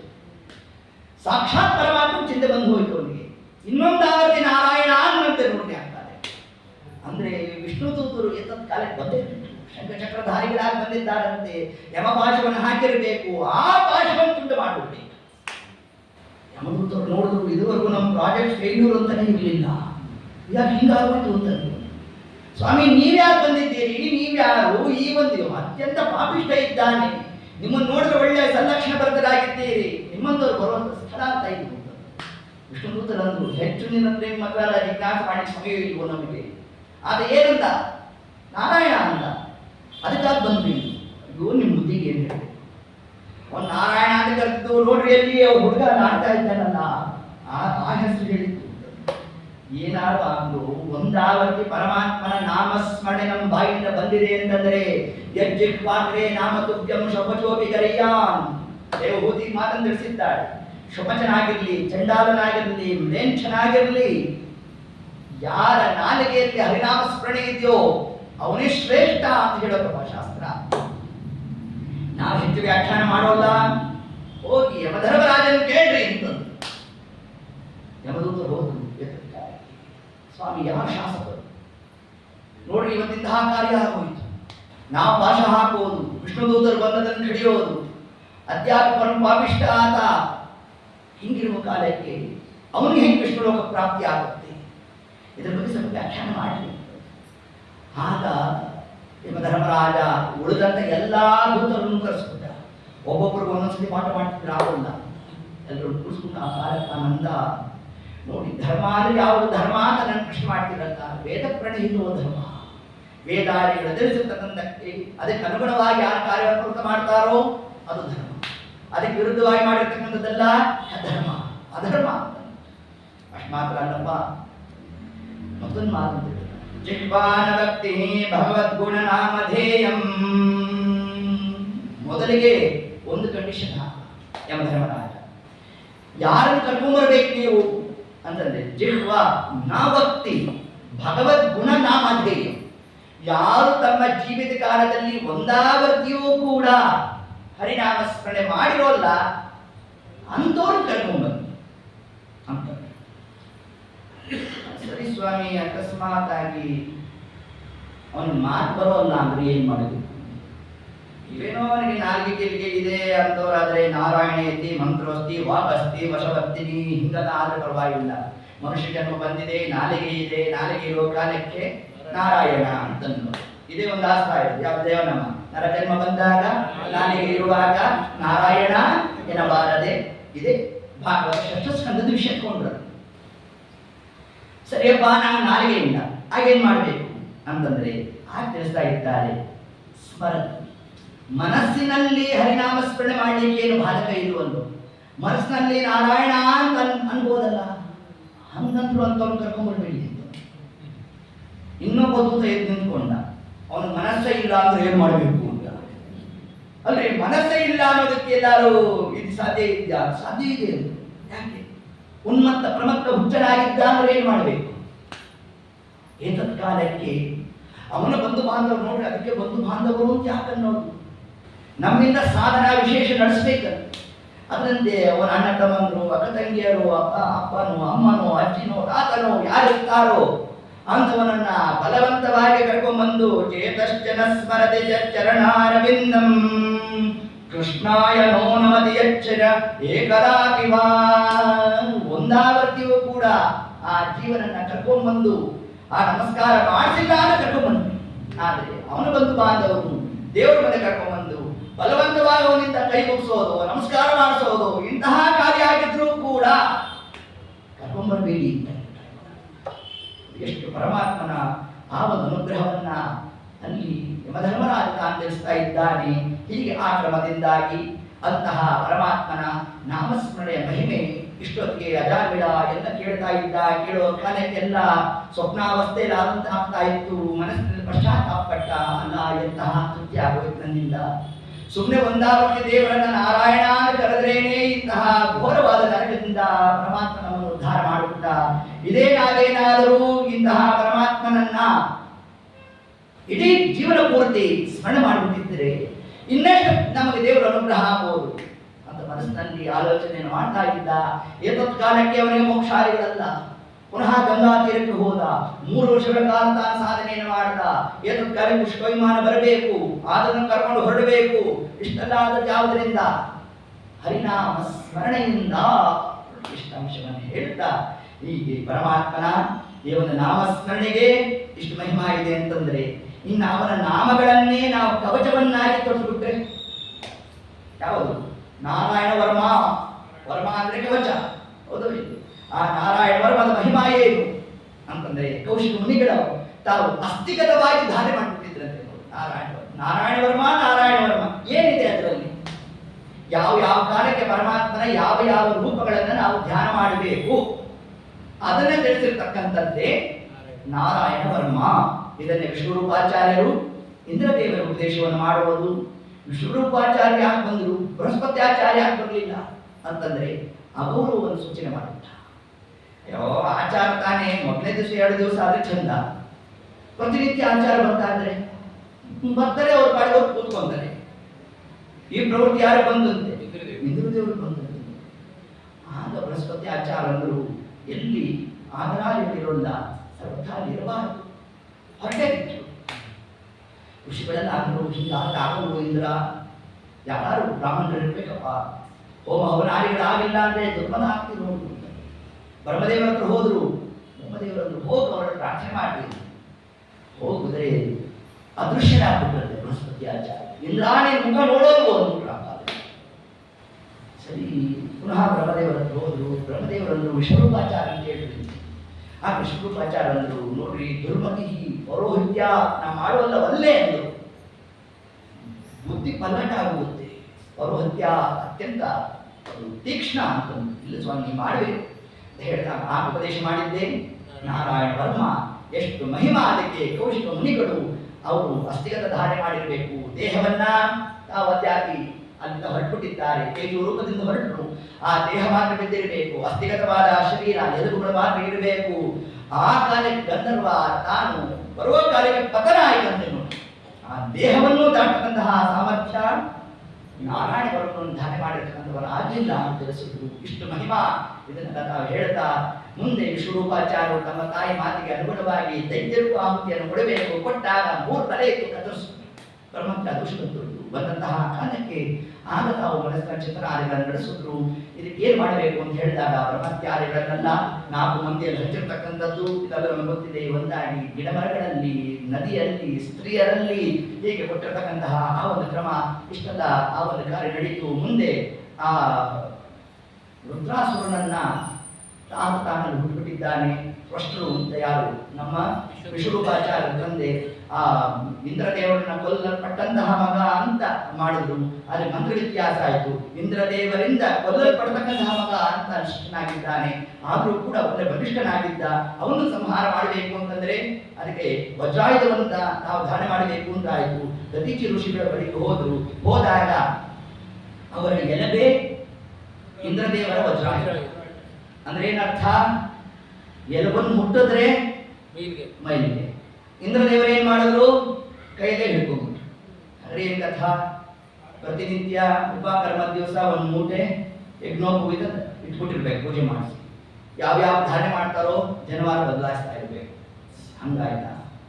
ಯಾವುದು ಅತ್ಯಂತ ಮೈಲಿಗೆ ಅಂತ ಜಗತ್ತಿನಲ್ಲಿ ನಾವು ಪರಿಗಣಿಸಿದ್ದೇವೋ ಅದರಿಂದಲೇ ವಜ್ರಾಯುಧ ಅಂತ ನಿರ್ಮಾಣ ಆಗಬೇಕು. ಅದನ್ನು ಸ್ಪರ್ಶ ಮಾಡಿದ್ರೂ ಕೂಡ ಯಾವ ಮೈಲಿಗೆಯ ಸಂಸರ್ಗ ಆಗಬಾರದು. ಅಷ್ಟು ಮಹಿಮಾ ಆ ಎಲಬಲ್ಲಿ ಬರಲಿಕ್ಕೆ ಹೇಗೆ ಸಾಧ್ಯ? ಜಗಾದ ಚತುರಕ್ಷರಂ.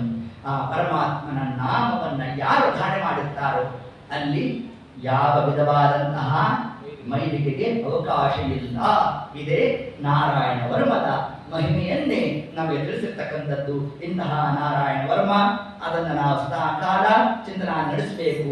ನದಿಯಲ್ಲಿ ಇಡಬೇಕಾದ್ರೆ ಮತ್ಸ್ಯನಾಮನಾದ ಪರಮಾತ್ಮ, ಬೀದಿಯಲ್ಲಿ ಹೋಗಬೇಕಾದ್ರೆ ವಾಮನನಾದ ಪರಮಾತ್ಮ, ಇನ್ನು ಅವತ್ತು ಆಕಾಶದಲ್ಲಿ ಹೋಗಬೇಕಾದ್ರೆ ತ್ರಿವಿಕ್ರಮನಾಮನಾದ ಪರಮಾತ್ಮನ ಚಿಂತನೆ ಮಾಡುವುದು. ದೇವ ಹೇಳನಾದ ದೋಷಗಳು ಆದಾಗ ಹರಿಗ್ರೀವನಾಮನಾದ ಪರಮಾತ್ಮನ ಚಿಂತನೆ ಮಾಡುವುದು. ಹೀಗೆ ಮತ್ತು ಯಾವಾಗ ಭಯ ಅಂತಾಗುತ್ತೋ ನರಸಿಂಹ ರೂಪವನ್ನು ಚಿಂತನೆ ಮಾಡಬೇಕು. ಮತ್ತು ಏತಕ್ರಮದಿಂದಾಗಿ ರೋಗಾದಿಗಳಿಂದ ನಾವು ನಿವೃತ್ತಿಯನ್ನು ಹೊಂದಬೇಕು ಅಂತಂದ್ರೆ ಧನ್ವಂತರಿ ನಾಮನಾದ ಪರಮಾತ್ಮ. ಹೀಗೆ ಒಂದೊಂದು ಕಾಲದಲ್ಲಿ ಪರಮಾತ್ಮನ ಒಂದೊಂದು ರೂಪವನ್ನು ಚಿಂತನೆ ಮಾಡತಕ್ಕಂತಹ ಕ್ರಮವೇ ನಾರಾಯಣ ವರ್ಮ. ಆ ನಾರಾಯಣ ವರ್ಮವನ್ನು ವಿಶೇಷವಾಗಿ ನಾವು ಪ್ರತಿನಿತ್ಯ ಅನುಗಾಲ ಅದನ್ನು ಚಿಂತನೆ ಮಾಡತಕ್ಕಂಥದ್ದು ಏನಿದೆ ಅದು ಅದೇ ನಮಗೆ ರಕ್ಷಣೆಯಾಗಿ ಬರ್ತಕ್ಕಂಥದ್ದು. ನಮಗೆ ನಿಮಗೆ ಕವಚ ಅಂದ್ರೆ ಯಾವುದು? ನಾರಾಯಣನೇ ಕವಚ. ಅದೇ ನಾರಾಯಣ ವರ್ಮ ಅನ್ನೋ ಒಂದು ಶಬ್ದದಿಂದ ನಮಗೆ ತಿಳಿಸಿಕೊಟ್ಟಿದ್ದಾರೆ.